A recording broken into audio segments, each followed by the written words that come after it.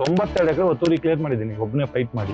92 acres into 20 crore rupees per acre ಅಂದ್ರೆ 1800 crores property I brought back. Camera ಮುಂದೆ ಹೇಳ್ಬೇಕಂದ್ರೆ guts ಇದ್ದು ಮಾಡಿದ್ರೇನೆ ಹೇಳಕ್ಕಾಗೋದು. ದೇಶಾದ್ಯಂತ ಸಾಕಷ್ಟು ಕೆರೆಗಳಿಗೆ ಸಂರಕ್ಷಣೆಯನ್ನ ಮಾಡಿ ಸಫಲವಾಗಿರುವಂತಹ ನಮ್ಮ ಹೆಮ್ಮೆಯ ಕನ್ನಡಿಗ the lake man of India Anand Malligavad ಅವರು ನಮ್ಮ ಜೊತೆಗಿದ್ದಾರೆ. ಆ ಸ್ಟೇಟ್ ಗೆಸ್ಟ್ ಆಗಿ ಹೋಗ್ತೀವಿ ನಾವು. ಮುಂದೊಂದು 2 ಗಾಡಿ ಹಿಂದೊಂದು ಗಾಡಿ ಪೈಲಟ್ ವೆಹಿಕಲ್ ಕರ್ಕೊಂಡು ಹೋಗ್ತಾರೆ. ನಾನು MLA ಅಲ್ಲ, MP ಅಲ್ಲ, ಮಿನಿಸ್ಟರ್ ಅಲ್ಲ, IAS ಅಲ್ಲ, ಬಟ್ ಸ್ಟಿಲ್ ಒಂದು ಕೆರೆ ಆ ರೇಂಜಿಗೆ ನಿಲ್ಸಿ 270 ಜನ IAS ಆಫೀಸರ್ ಜೊತೆಗೆ ಇವತ್ತು ವರ್ಕ್ ಮಾಡ್ತಾ ಇದ್ದೀನಿ. ಯಾವ್ದೋ ಒಂದು ದೊಡ್ಡ ಶಕ್ತಿ ಅದ್ಭುತವಾದ ಪ್ರದೇಶ ಇದೆ ಆಕ್ಚುಲಿ. ತುಂಬಾ ಕೇರ್ಲೆಸ್ ಆಗಿ ನೋಡ್ತಾ ಇದೀವಿ. 2015ರಲ್ಲಿ ನೀತಿ ಆಯೋಗ ರಿಪೋರ್ಟ್ ಅನ್ಸುತ್ತದು, Bangalore will become zero water city after the Cape Town South Africa. ಇವತ್ತು ನಾನೇನಾದ್ರು ಇಲ್ಲಿ ಕುಂತಿದ್ರೆ ಅದು ಒಂದು ಸುಮ್ಮನೆ ಒಂದು ಹೆಡ್ಲೈನ್ ಕರ್ಕೊಂಡ್ಬಂದು ಖುಷಿ ಇರುತ್ತೆ. ಲೇಕು ಅಂದ್ರೆ ಸಾಕು ಅನ್ಸ್ತಿಲ್ಲ, ಬೇಕು ಅನಿಸ್ತದೆ. ನೀರು ನನ್ನ ತಾಯಿ, ನನ್ನ ತಂದೆ, ನನ್ನ ಉಗಮ ಸ್ಥಾನ. ನಿಮ್ ತಾಯಿ ತಂದೆಗೆ ಹಾಗಿದ್ರೆ ನೀವೇನೋ ಹೇಳ್ಬೇಕು ಅನ್ಕೊಳ್ಳಿ, ಏನ್ ಹೇಳ್ತೀರಾ? ಎಲ್ಲರಿಗೂ ನಮಸ್ಕಾರ, ನಾನು ಅಂಕಿತಾ ಅಮರ್. ಇದು ಉಲ್ಲಾಸ್ ಅಗರಬತ್ತಿ ಸಂವಾದ. ನಾವು ಚಿಕ್ಕವರಿದ್ದಾಗ ಶಾಲೆಗೆ ಹೋಗುವಾಗ ನಮ್ಮ ಮೇಷ್ಟ್ರು ಹೇಳ್ಕೊಡ್ತಾ ಇದ್ರು ಏನಂತ, earth is made up of 71% of water. ಅದರ ಅರ್ಥ ಭೂಮಿ 71% ನೀರಿನಿಂದ ತುಂಬಿದೆ. ಸಮುದ್ರದಲ್ಲಿರುವ ಉಪ್ಪಿನ ನೀರು ಆವಿಯಾಗಿ ಮೋಡವಾಗಿ ಕರಗಿ ಮಳೆಯಾಗಿ ಬಂದು ನದಿಯಲ್ಲಿ, ಕೆರೆಯಲ್ಲಿ ಮತ್ತು ಭೂಮಿಯಲ್ಲಿ ಶೇಖರಣೆಗೊಳ್ಳುತ್ತೆ. ಈ ನೀರನ್ನೇ ನಾವು ಕುಡಿಯೋದು ಅನ್ನೋ ಪಾಠವನ್ನ ನಾವು ಕೇಳಿದೀವಿ. ಆದರೆ ಈಗಿನ ಕಾಲದಲ್ಲಿ, ಅದರಲ್ಲೂ ಬೇಸಿಗೆಗಾಲ, ಅದರಲ್ಲೂ ಬೆಂಗಳೂರಿನಂಥ ರಾಜಧಾನಿಯಲ್ಲಿ ಬೇಸಿಗೆಗಾಲ ಬಂದ್ರೆ ಬರಗಾಲ ಬಂತು ಅಂತ ಯಾಕೆ ಅನ್ಕೋತೀವಿ? ಸಾಕಷ್ಟು ಪ್ರಶ್ನೆಗಳು ಕಾಡುತ್ತೆ ಅಲ್ವಾ? ಎಲ್ಲಿ ತಪ್ಪಾಯಿತು? ಹಿಂದೆ ಏನಾದರೂ ತಪ್ಪು ಮಾಡಿದೀವ? ಪ್ರಕೃತಿಯ ವಿಕೋಪ ಏನಾದರೂ ಆಗ್ತಿದ್ಯಾ? ಅಥವಾ ಮಾನವನ ದುರಾಸೆ ಏನಾದರೂ ಹೆಚ್ಚಾಗ್ತಿದ್ಯಾ? ಇಂತಹ ಪ್ರಶ್ನೆಗಳು ಕಾಡ್ತಾ ಹೋಗುತ್ತೆ. ಇದೇ ಪ್ರಶ್ನೆಗಳು ಕಾಡಿದ್ದು ಇವತ್ತು ನಮ್ಮ ಈ ಸಂದರ್ಶನಕ್ಕೆ ಬಂದಿರುವಂತಹ ವಿಶೇಷ ಅತಿಥಿಗೆ. ಪ್ರಶ್ನೆ ಕಾಡುತ್ತೆ, ನಾವು ಸುಮ್ಮನಾಗ್ತೀವಿ. ಆದರೆ ಇವರು ಈ ಪ್ರಶ್ನೆಗಳಿಗೆ ಉತ್ತರವನ್ನ ಹುಡುಕ್ತಾ ಹುಡುಕ್ತಾ ಕರ್ನಾಟಕದಲ್ಲಷ್ಟೇ ಅಲ್ಲದೆ ದೇಶಾದ್ಯಂತ ಸಾಕಷ್ಟು ಕೆರೆಗಳಿಗೆ ಜೀವವನ್ನ ಮರುಜೀವಿಸಿದ್ದಾರೆ. ಅಂತಹ ವಿಶೇಷ ವ್ಯಕ್ತಿ ನಮ್ಮ ಜೊತೆಗೆ ಇವತ್ತಿದ್ದಾರೆ. ಮತ್ತಿನ್ಯಾಕ್ ತಡ, ಕಾರ್ಯಕ್ರಮ ಶುರು ಮಾಡ್ಬಿಡೋಣ. ಇದು ಉಲ್ಲಾಸ್ ಅಗರಬತ್ತಿ ಸಂವಾದ, ನಂಬಿಕೆಯ ಪರಿಮಳ.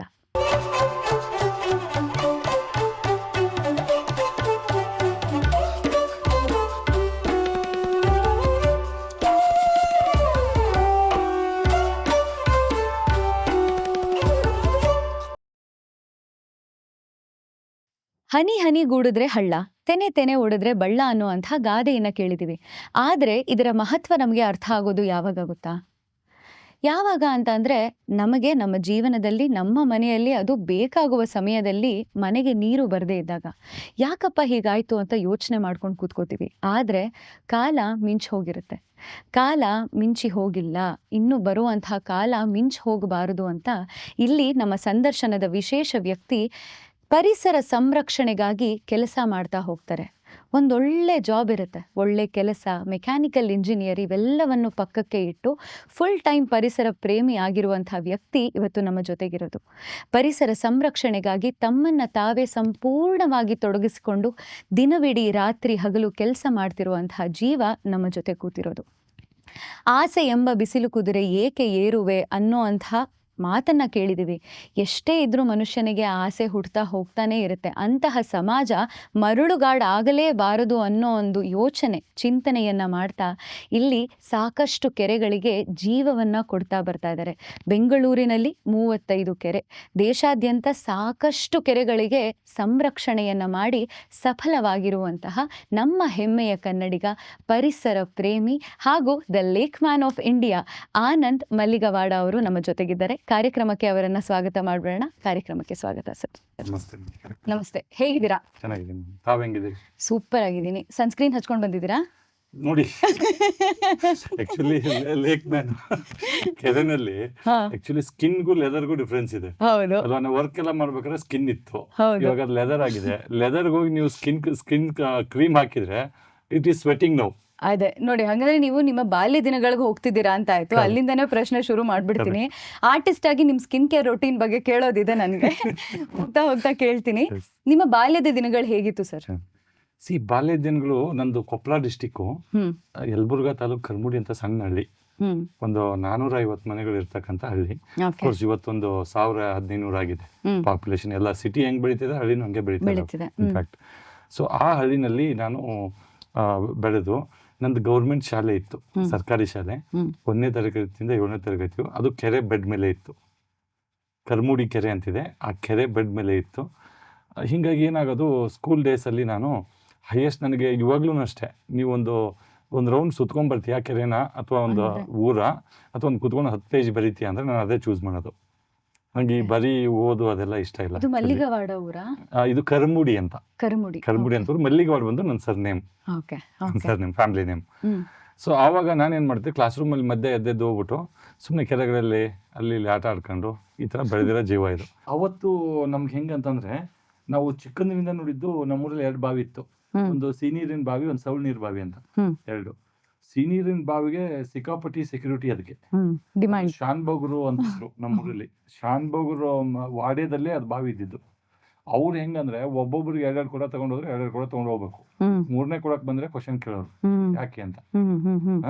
ಸೊ ಆ ನೀರನ್ನು ನಾವು ಹೊತ್ಕೊಂಡ್ಬಂದು ಅಡಿಗೆಗೆ ಬೇರೆ, ಮತ್ತೆ ಈ ಸೌಳ್ ಕೆರೆ ಹೋದ್ರೆ ಏನ್ ತೊಂದರೆ ಇಲ್ಲ, ಸೌಳ್ ಬಾವಿಗೆ ಅಲ್ಲಿ ಎಷ್ಟು ಬೇಕಾದ್ರೆ ತಗೋಬೋದು, ದನ ಕುಡ್ಸಕ್ಕೆ, ಅದಕ್ಕೆ ಇದಕ್ಕೆ ಬಟ್ಟೆ ತೊಳೆಯಕ್ಕೆಲ್ಲ ಇದು ಮಾಡೋದು.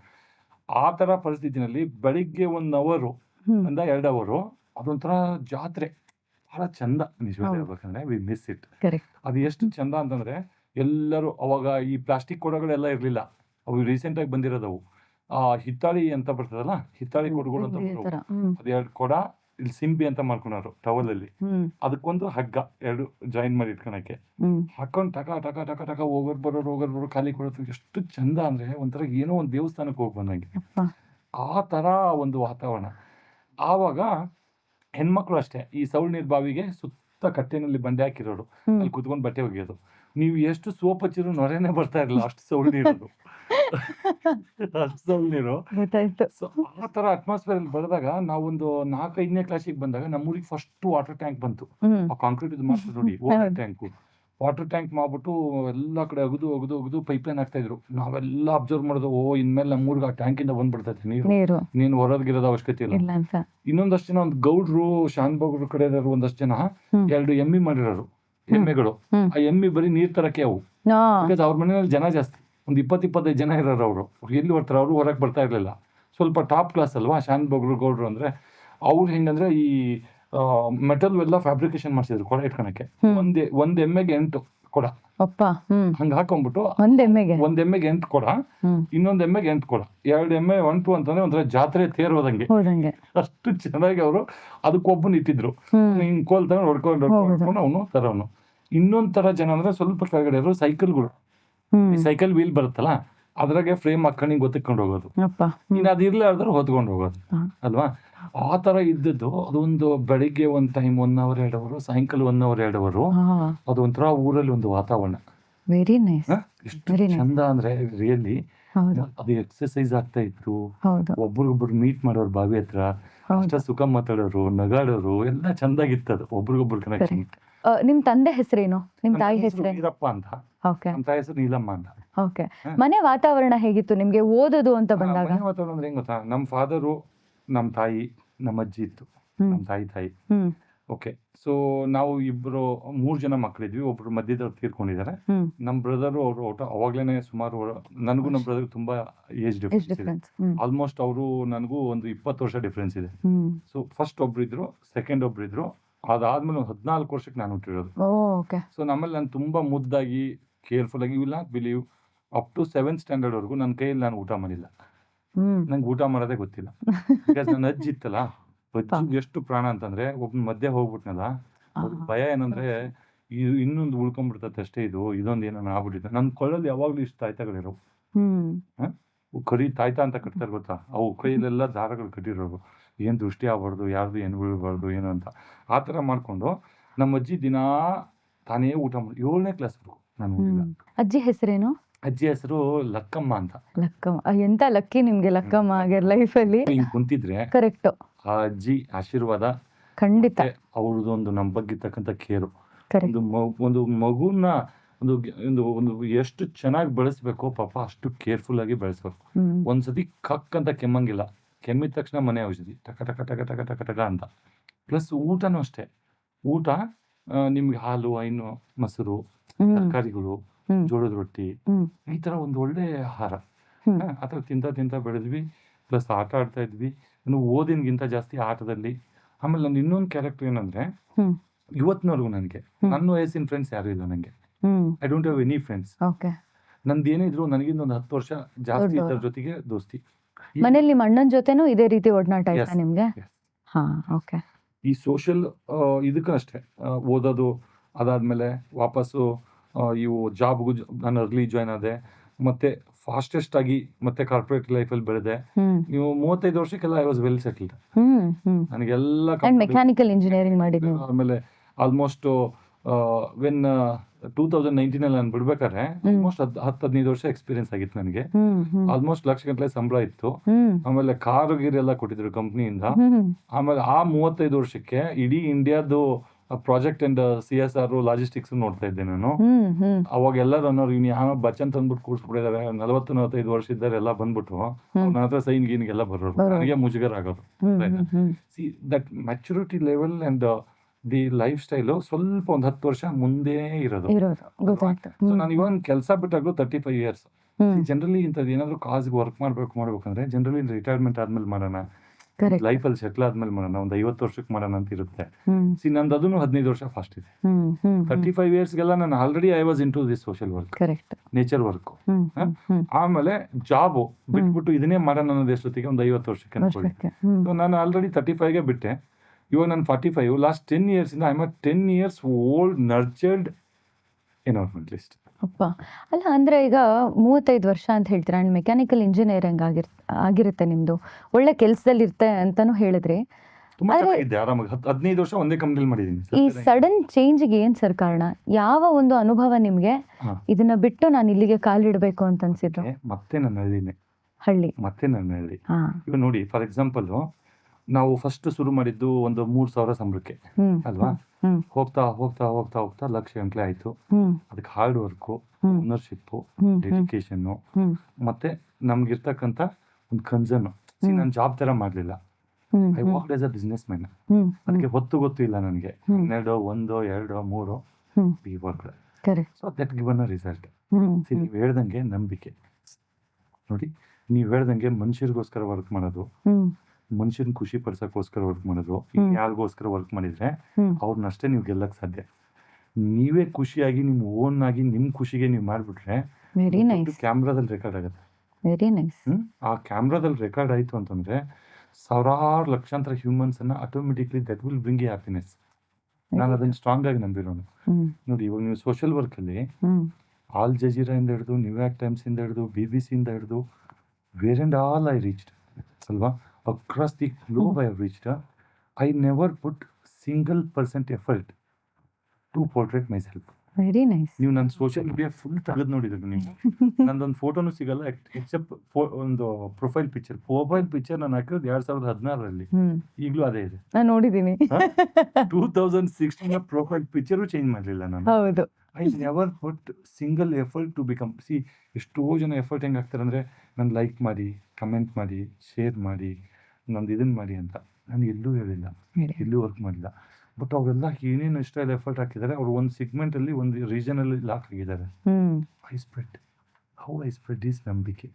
ಕರೆಕ್ಟ್. ಬರೀ ಕ್ಯಾಮ್ರಾ ಅಲ್ಲಿಂದ ಅದು ಇಲ್ಲೆಲ್ಲಿ ಡೇಟಾ ಹೋಗ್ತಾ ಇದೆ, ತಮ್ಮವರೆಗೂ ಕರ್ಕೊಂಡ್ಬಂದಿದೆ. ಆಮೇಲೆ ಜೊತೆಗೆ ನಿಮ್ಗೆ ನಿಮ್ಮ ಮೇಲೆ ಒಂದು ವಿಶ್ವಾಸ ಇತ್ತು, ನಾನೇನೋ ಮಾಡಬಲ್ಲೆ ಅನ್ನೋ ಥರ. ಹೆಂಗೆ ಸ್ಟಾರ್ಟ್ ಆಯಿತು ಅಂತ ಕೇಳಿದ್ರಿ ಜರ್ನಿ ನೀವು.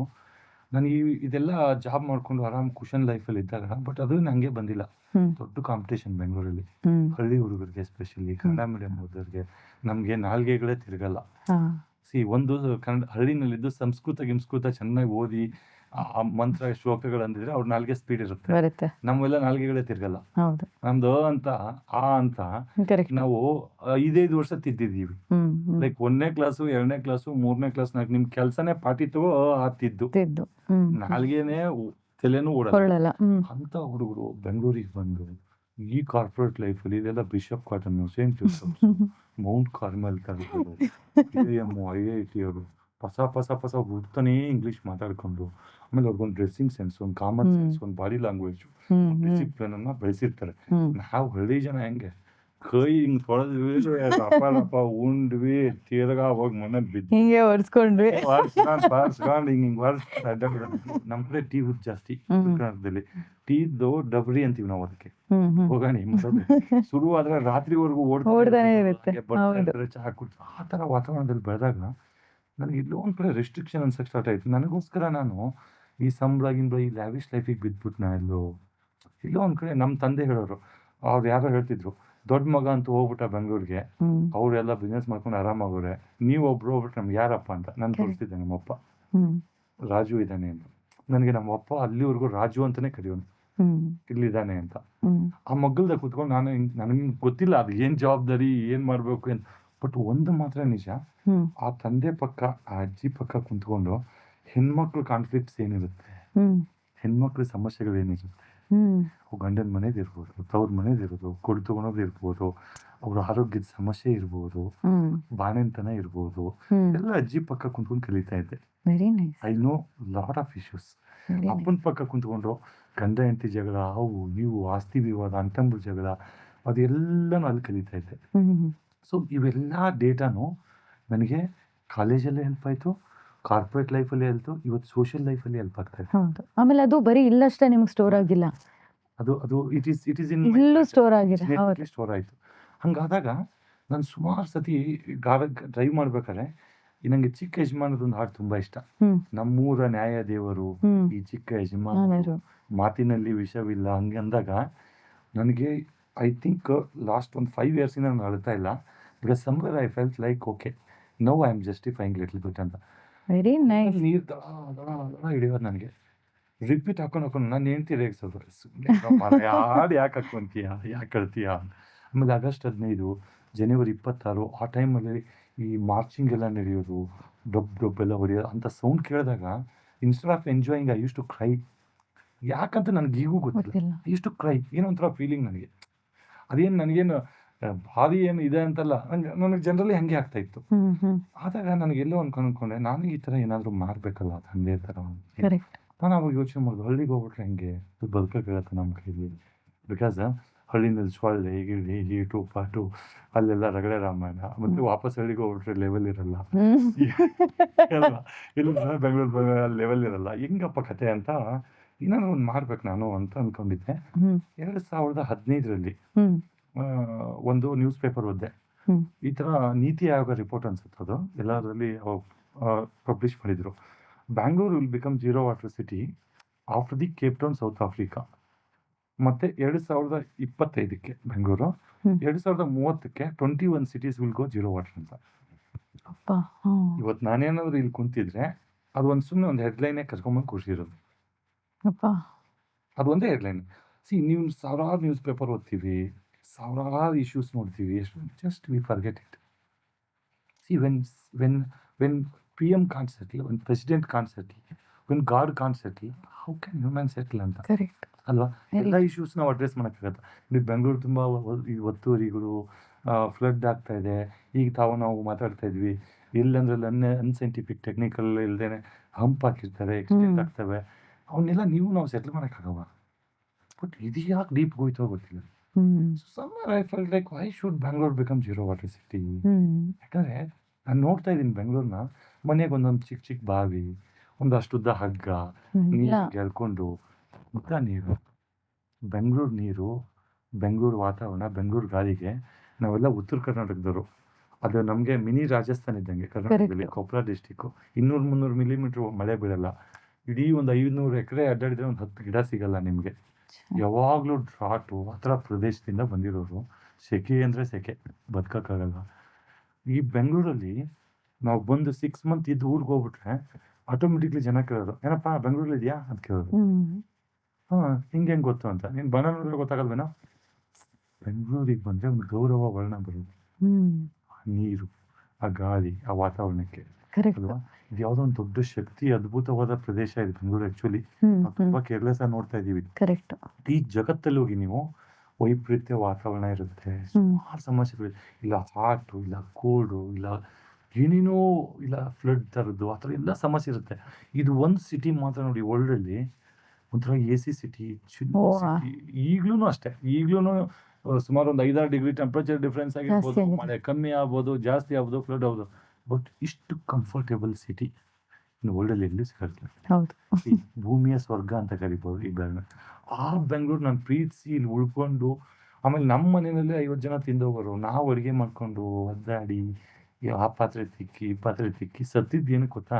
ಆ ಬೆಂಗಳೂರಲ್ಲಿ ಇದೀವಿ ಅನ್ನೋದು ಒಂದು ಡಿಗ್ನಿಟಿ, ಸೆಕೆಂಡ್ ಆ ವಾತಾವರಣ, ಆ ಕಲರು, ಆ ಫೀಲು, ಅದೊಂಥರ ಚಂದ. ಚಂದ.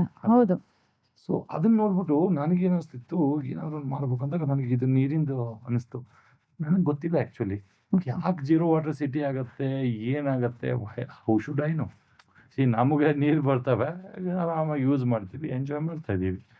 ಬಟ್ ಇದನ್ನು ನನ್ನ ಬಗ್ಗೆ ತಲೆ ಕೆಡಿಸ್ಕೊಂಡು ಸ್ಟಾರ್ಟ್ ಮಾಡ್ತೀನಿ, ಯಾಕಾಗಬೇಕು ಏನೋ. ಆಮೇಲೆ ಮತ್ತೆ ತಂದು ಅಲ್ಲಿಗೆ ಎಲ್ಲಿಗೆ ಹಚ್ತು ಲಿಂಕು, ಇಲ್ಲಿಗೆ ಕೆರೆಗೆ ಹಚ್ತು. ಏನಂತ, ಬೆಂಗಳೂರಲ್ಲಿ ಒಂದು 1850 ಕೆರೆಗಳಿದ್ವು. ಆ ಚೋಳರ ಕಾಲದಿಂದ ಕಟ್ಟಿದ್ರು. ಕೆಂಪೇಗೌಡರು ಕೆರೆಗಳು ಕಟ್ಟಿದ್ರು. ಆಮೇಲೆ ಕೆಂಪೇಗೌಡರು ಹಂಪಿ ಸಾಮ್ರಾಜ್ಯದಿಂದ ವಿಜಯನಗರ ಸಾಲ ತಂದು ಅವ್ರ ತಾಯಿ ಹೇಳಿದ್ರಂತೆ, ಕೆರೆಗಳನ್ನು ಕಟ್ಟು ಮರಗಳನ್ನು ನೆಡು ಅಂತ. ಅವ್ರು ಯಾವ್ದು ಈ ಮಾರ್ಕೆಟ್ ಕಟ್ಟು, IT ಪಾರ್ಕ್ ಮಾಡು, ರೋಡ್ ಮಾಡು, ಬಿಲ್ಡ್ ಮಾಡು ಅಂತ ಹೇಳಿಲ್ವಂತೆ. ಅವ್ರು ಹೇಳಿದ್ರು ಕೆರೆಗಳನ್ನು ಕಟ್ಟು ಮರಗಳನ್ನು ಬೆಳೆಸಿ. ಅವತ್ತಿನ ಟೈಮ್ಗೆ ಆ ಬುಲ್ ಟೆಂಪಲ್ ಅವು ಏನೇನಂತಾರೆ, ಆ ಮಾರ್ಕೆಟು ಕಂಟೋನ್ಮೆಂಟ್ ಏನಂತಾರೆ, ಹಂಗೆ ಹೋರಿಗಳನ್ನ ಬಿಡೋರಂತೆ. ಅದು ಎಷ್ಟು ಓಡ್ಕೊಂಡ್ ಬರ್ತದೋ ಅಷ್ಟು ಇಷ್ಟು ಗದ್ದೆ ಹಿಂಗ ಅಷ್ಟು ಚಂದ ಕಟ್ಟಿ ಬೆಳೆಸಿರೋ Bengaluru. Course I am not against development. Development ಆಗಬೇಕು, ಎಕನಾಮಿ ಬೆಳಿಬೇಕು, ಜೀವನ ಶೈಲಿ ಬದಲಾಗಬೇಕು ಅಲ್ವಾ. Civilization is very important. But ನಮ್ದು ಇದು ಎಂಥ ಸಾಮ್ರಾಜ್ಯನ ಡಿಸ್ಟ್ರಾಯ್ ಮಾಡ್ಕೊಂಡು ಸಮಾಧಿ ಮಾಡ್ಕೊಂಡು ಅದ್ರ ಮೇಲೆ ಮಲಗಿದೀವಲ್ಲ, ಅದು ಸ್ವಪ್ನದಲ್ಲೂ ಕೆಟ್ಟ ಕನಸು ಬರುತ್ತೆ ಅಲ್ವಾ. ಸೊ ನಾನು ಸ್ಟಡಿ ಮಾಡ್ತಾ ಇವೆಲ್ಲ ಗೊತ್ತಾಗಕ್ಕೆ ಸ್ಟಾರ್ಟ್ ಆಯ್ತು ನನಗೆ. ಆದಾಗ ಯಾಕೆ ಕೆರೆ ಮುಚ್ಚಿದ್ರು ಇವರು, ವಾಟ್ ಈಸ್ ದಿ ಪ್ರಾಬ್ಲಮ್? ಕೆರೆ ಇತ್ತಲ್ವಾ. ಅದನ್ನ ನೀವು ಸ್ಪಿರಿಚುವಲ್ ಆ್ಯಂಗಲ್ ಅಲ್ಲಿ ನೋಡಕ್ ಹೋದ್ರೆ, ಸೈಂಟಿಫಿಕ್ ಆ್ಯಂಗಲ್ ನೋಡಕ್ ಹೋದ್ರೆ, ಎರಡನ್ನೂ ಓದಕ್ ಸ್ಟಾರ್ಟ್ ಮಾಡಿದೆ. ಸ್ಪಿರಿಚುವಲ್ ಆ್ಯಂಗಲ್ ಹೋದ್ರೆ ಊರಿಗೊಂದು ಕೆರೆ, ಊರಿಗೊಂದು ಗೋಕಟ್ಟೆ, ಗೋಮಾಳ ಅಂತ ಕರೀತೀವಿ. ಊರಿಗೊಂದು ಆಲದ ಮರ, ಒಂದು ಇದು ಪೀಪಲ್ ಟ್ರೀ ಅಂತೀವಲ್ಲ, ಹಳ್ಳೆ ಮರ, ಅದೆಲ್ಲ ಒಂದು ಸೆಟಪ್ ಇತ್ತು ಗೊತ್ತು ನಿಮ್ಗೆ. ಚಂದ. ಈ ಬೆಂಗಳೂರು ಒಂದಿಷ್ಟಿತ್ತಲ್ವಾ, ಇದು ಆಕ್ಟೋಪಸ್ ಹಿಂಗಾಗಿ ಹಿಂಗೇನು ಸ್ಪ್ರೆಡ್ ಆಯ್ತು ನೋಡಿ, ಎಷ್ಟೋ ಹಳ್ಳಿಗಳನ್ನ ನುಂಗ್ತಾ ಹೋಯ್ತು. ಈ ಕಟ್ಟೆಗಳು ಹೋದವು, ಈ ಕೆರೆಗಳು ಹೋದವು, ಎಲ್ಲ ಹೋದವು. ಮುಂಚೆ ಹೆಂಗಿತ್ತು, ಊರಿಗೊಂದು ಕೆರೆ ಅಂತಂದ್ರೆ ಆ ಏರಿಯಾದಿರೋ ಕ್ಯಾಚ್ಮೆಂಟ್ ಎಲ್ಲ ನೀರು ಬಂದು ನಿಲ್ಲೋದು, ಅದನ್ನೇ ನೀರು ಜನ ಕುಡಿಯೋರು. ಕಾಯಿಸ್ ಕುಡಿತಿದ್ರು, ಸೋಸ್ ಕುಡಿತಾ ಇದ್ರು. ಅದು ಅಥವಾ ಆ ಕೆರೆಯಿಂದ ಬಾವಿನಲ್ಲಿ ಬಂದು ಕುಡಿತಾ ಇದ್ರು. ಅನುಕೂಲಸ್ಥ ಬಾವಿಗಳು ಮಾಡ್ಕೊಂಡಿದ್ರು, ಬಾವಿಯಿಂದ ಕುಡಿತಾ ಇದ್ರು. ಅದನ್ನ ಬಿಟ್ರೆ ಇನ್ನೇನು ಸೋರ್ಸ್ ಇರಲಿಲ್ಲ ಅಲ್ವಾ. There is no any pipeline water system, ಅದೆಲ್ಲ ಇರಲಿಲ್ಲ. ಆಮೇಲೆ ಬಾವಿಯಿಂದ ಎತ್ತಬೇಕಾದ್ರೂ ಅದಕ್ಕೆ ಎಫರ್ಟ್ ಆಗೋದು, ಕೆರೆಯಿಂದ ತರ್ಬೇಕಾದ್ರೂ ಎಫರ್ಟ್ ಆಗೋದು. ಅವಾಗ ನೀರಿನ ವ್ಯಾಲ್ಯೂ ನಮಗೆ ಗೊತ್ತಿತ್ತು. ಈಜ್ ಕೊಡ ತರ್ಬೇಕಂದ್ರೆ ಎಷ್ಟು ಕಷ್ಟ ಇದೆ. ಇವತ್ತು ಏನೂ ಎಫರ್ಟ್ ಗೊತ್ತಿಲ್ಲ. ಶವರ್ ಆನ್ ಮಾಡಿ 10,000 ಲೀಟರ್ ಬಿಟ್ಕೊಳ್ಳಿ ಅಂದ್ರೆ you not know anything, it will be keep going. ಹಾಗಾಗಿ ಆಮೇಲೆ ಅದು ಸ್ಪಿರಿಚುವಲ್ ಕನೆಕ್ಟ್ ಹೆಂಗಂದ್ರೆ, ಕೆರೆಗೆ ಪ್ರತಿಯೊಂದು ಅಮಾವಾಸ್ಯೆ, ಪ್ರತಿಯೊಂದು ಹುಣ್ಣಿಮೆ, ಪ್ರತಿಯೊಂದು ನಕ್ಷತ್ರ, ಆ ಟೈಮ್ಗೆ ಆ ಕೆರೆಗಳಿಗೆ ಹೋಗಿ ಗಂಗಾ ಪೂಜೆ ಅಂತ ಮಾಡೋರು. ನೀವು ಬರೀ ಗಣೇಶ ಚೌತಿ ಅಥವಾ ಹಂಗಾದಾಗ ಅಷ್ಟೇ ಅಲ್ಲ, ಬಸವ ಜಯಂತಿ ಅಷ್ಟೇ ಅಲ್ಲ, ಈ ವರ್ಷವಿಡೀ ಕೆರೆಗೆ ಒಂದು ಕನೆಕ್ಟ್ ಇರೋದು. ಹೆಣ್ಮಕ್ಳು ಹೋಗೋರು, ಆ ಪೀಪಲ್ ಟ್ರೀ ಅಂತೀವಲ್ಲ, ಹಳ್ಳೆ ಮರ, ಅದಕ್ಕೆ ದಾರ ಸುತ್ತದಾಗ್ಲಿ, ಅದಕ್ಕೊಂದು ಪೂಜೆ ಪುನಸ್ಕಾರ ಮಾಡೋದಾಗ್ಲಿ, ಅಲ್ಲೊಂದು ನಾಗರ ಕಟ್ಟೆಗೆ ಮಾಡೋದಾಗ್ಲಿ, ಆ ಕೆರೆಗೆ ಹೋಗಿ ಒಂದಷ್ಟು ಬಾಗಿನ ಬಿಡೋದಾಗ್ಲಿ, ಪೂಜೆ ಮಾಡೋದು, ಆ ಥರ ಒಂದು ಸ್ಪಿರಿಚುವಲ್ ಜಾಗ ಅದು. ಇವತ್ತು ನೋಡಿ, ಹರಪ್ಪ ಮೆಂಜೋದಾರಿಂದ ಹಿಡಿದು ನೀವು ಏನೇ ನಾಗರಿಕತೆ ಅಂತ ಬಂದಿದ್ರೆ, ಅದೆಲ್ಲ ನದಿಗಳ ದಂಡೆ ಮೇಲೆ, ದಂಡೆ ಮೇಲೆ ಆಗಿರೋದು ಜೀವನ ಶೈಲಿ ಅಲ್ವಾ. ಬೇಸಿಕ್ ಸಿವಿಲೈಸೇಷನ್ಗೆ ಅದು ಬೇಕಲ್ವಾ ಸರ್? ಅದೇ ಬೇಕಲ್ವಾ. ಆ ಥರ ಕೆರೆಗಳು, ಕಟ್ಟೆಗಳಿದ್ವು, ಗೋಕಟ್ಟೆಗಳಿದ್ವು. ದನ ಕುಡಿಯೋಕ್ಕೆ ಗೋಕಟ್ಟೆಗಳು ಬೇರೆ, ಇವ್ರು ಮನುಷ್ಯರು ಕುಡಿಯೋಕ್ಕೆ ಬೇರೆ. ಆ ದನಗಳ ಕಟ್ಟೆನಲ್ಲಿ ಯಾರು ಹೋಗಿ ಬಟ್ಟೆ ಒಗೆಯೋದು ಅದು ಇದು ಮಾಡ್ತಾ ಇರಲಿಲ್ಲ. ಬಿಕಾಸ್ ದನಗಳು ಕುಡಿತವೆ, ಹಸುಗಳು ಕುಡಿತವೆ ಅಂತ ಅದಕ್ಕೆ ಗೋಕಟ್ಟೆಗಳು. ಇದಕ್ಕೆ ಜನ ಕುಡಿತಾರೆ ಅಂತ ಅದ್ರ ಸುತ್ತರದ ಒಂದಷ್ಟು ಕ್ಲೀನ್ನೆಸ್ ಇಟ್ಕೊಂಡು ನೀಟಾಗಿ ಎಲ್ಲ ಮಾಡೋರು. ಮಾಡಿ ಇವೇನಾಗೋದು, ಎಲ್ಲಾನು ಇದೆಲ್ಲ ಆಟೋಮೆಟಿಕ್ ಬಂತಲ್ಲ, ಬಂದಾಗ ಅದೆಲ್ಲ ಸ್ಯೂವೇಜ್ ಟ್ಯಾಂಕ್ಸ್ ಆಗ್ಬಿಟ್ವು, ಮೋರಿ ನೀರು ತುಂಬಕ್ಕೆ ಸ್ಟಾರ್ಟ್ ಆದವು. ಇವತ್ತು ನೋಡಿ ಬೆಂಗಳೂರಲ್ಲಿ 1850 ಮೇಡಮ್ ಒಂದು 400 ಕೆರೆ ನೋಡಿದ್ದೀವಿ. ಆ 400 ಕೆರೆ ಅಂದರೆ ಸೆಪ್ಟಿಕ್ ಟ್ಯಾಂಕ್ಸ್ ಅವು. ಅದ್ರ ತುಂಬ ಮೋರಿ ನೀರು, ಗಲೀಜು, ಏನೇನಿಲ್ಲ ಅಂತ ಗೊತ್ತಿಲ್ಲ ಕೆರೆನಲ್ಲಿ. ದೇರ್ ಇಸ್ ನೋ ಐಟಮ್ ಅದ್ರಲ್ಲಿ ಎಲ್ಲ ಇದೆ ಅದ್ರಲ್ಲಿ, ಛೆ, ಇನ್ಕ್ಲೂಡಿಂಗ್ ದನ ಕಡಿದಿರೋ ಬ್ಲಡ್ ಸೇರಿಸಿದೆ. ಅಯ್ಯೋ. ಗೊತ್ತಾಯ್ತಾ? ಸೊ ಹಂಗಾಗಿ ಏನಾಯ್ತು, ಆ ಕೆರೆಗಳು ದೊಡ್ಡ ಮಳೆ ಬಂದಾಗ ಚೆನ್ನಾಗಿ ತುಂಬ್ಕೊ ನಾವು ಕೋಡಿ ಹೋದಾಗ ಅದಕ್ಕೊಂದು ಬಾಗಿನ ಬಿಟ್ಟು ಕೋಡಿ ಪೂಜೆ ಮಾಡಿ ಅದಕ್ಕೊಂದಷ್ಟು ಪೂಜಾ ಪುನಸ್ಕಾರಗಳು ಮಾಡೋರು. ಮಿಕ್ಕಿದ ವರ್ಷವಿಡೀ ಏನಾಗೋದು, ಬೇಸಿಗೆ ತರ ಸ್ವಲ್ಪ ಡೌನ್ ಆಗಿರೋದು. ಆ ಟೈಮಲ್ಲಿ ಅಲ್ಲಿಂದ ಮಣ್ಣು ಹೊಡ್ಕೊಳೋದು ಕೆರೆಗಳಿಗೆ ಇಂದ ರೈತರಿಗೆ. ಆಮೇಲೆ ಮಣ್ಣಿನ ಗಣಪತಿ ಮಾಡೋದು ಕೆರೆಯಿಂದನೇ ಮಾಡೋದು. ಮತ್ತೆ ವಾಪಸ್ ಬಸವಣ್ಣ ಅಂತ ಮಾಡ್ತಿದ್ವಿ, ಅದು ಕೆರೆಯಿಂದನೇ. ಗೌರಮ್ಮನ್ ಕೂರ್ಸೋದು ಕೆರೆಯಿಂದನೇ ಮಾಡ್ತಿದ್ವಿ ಅಲ್ವಾ. ಆ ತರ ಒಂದು ಕೆರೆ ಕನೆಕ್ಟ್ ಇತ್ತು ಸ್ಪಿರಿಚುವಲ್ ಆಗಿ.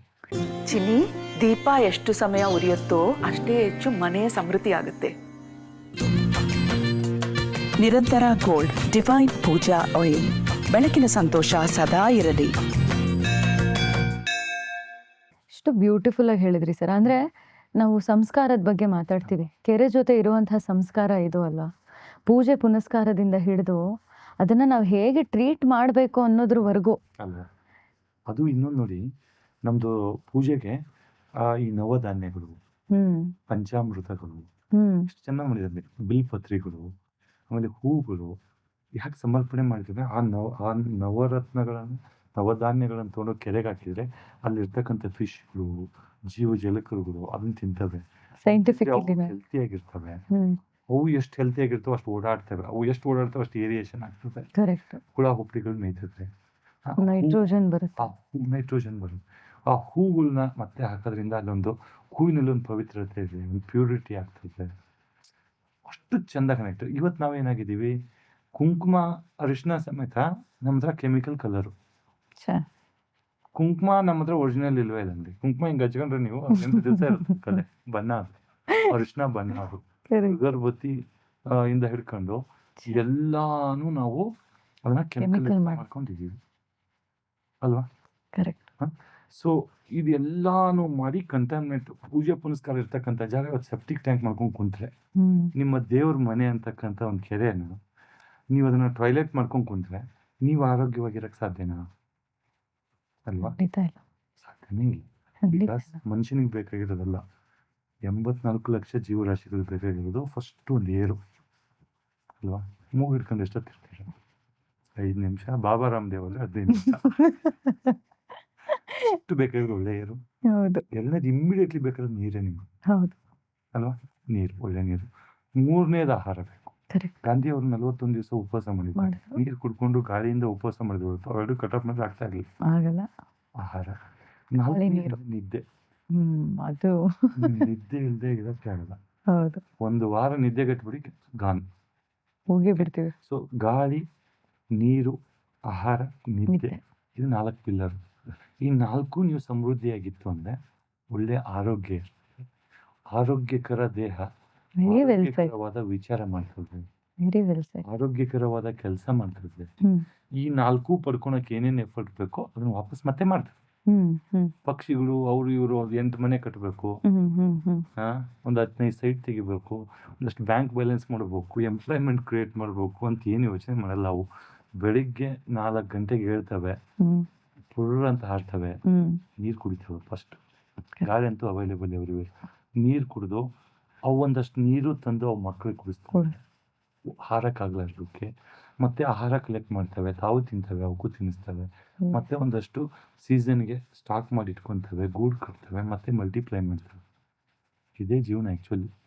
ಮನುಷ್ಯ ಮಾತ್ರ ನೀವು ಹೇಳ್ದಂಗೆ ದುರಾಸೆ ಇದಕ್ಕೆಲ್ಲ ಬಿದ್ದು ಏನು ಬೇಸಿಕ್ ಥಿಂಗ್ಸ್ ಬೇಕು ಅದನ್ನ ಬಿಟ್ಬಿಟ್ಟು ಇನ್ನೆಲ್ಲ ಮಾಡ್ತಾ ಇದ್ವಿ.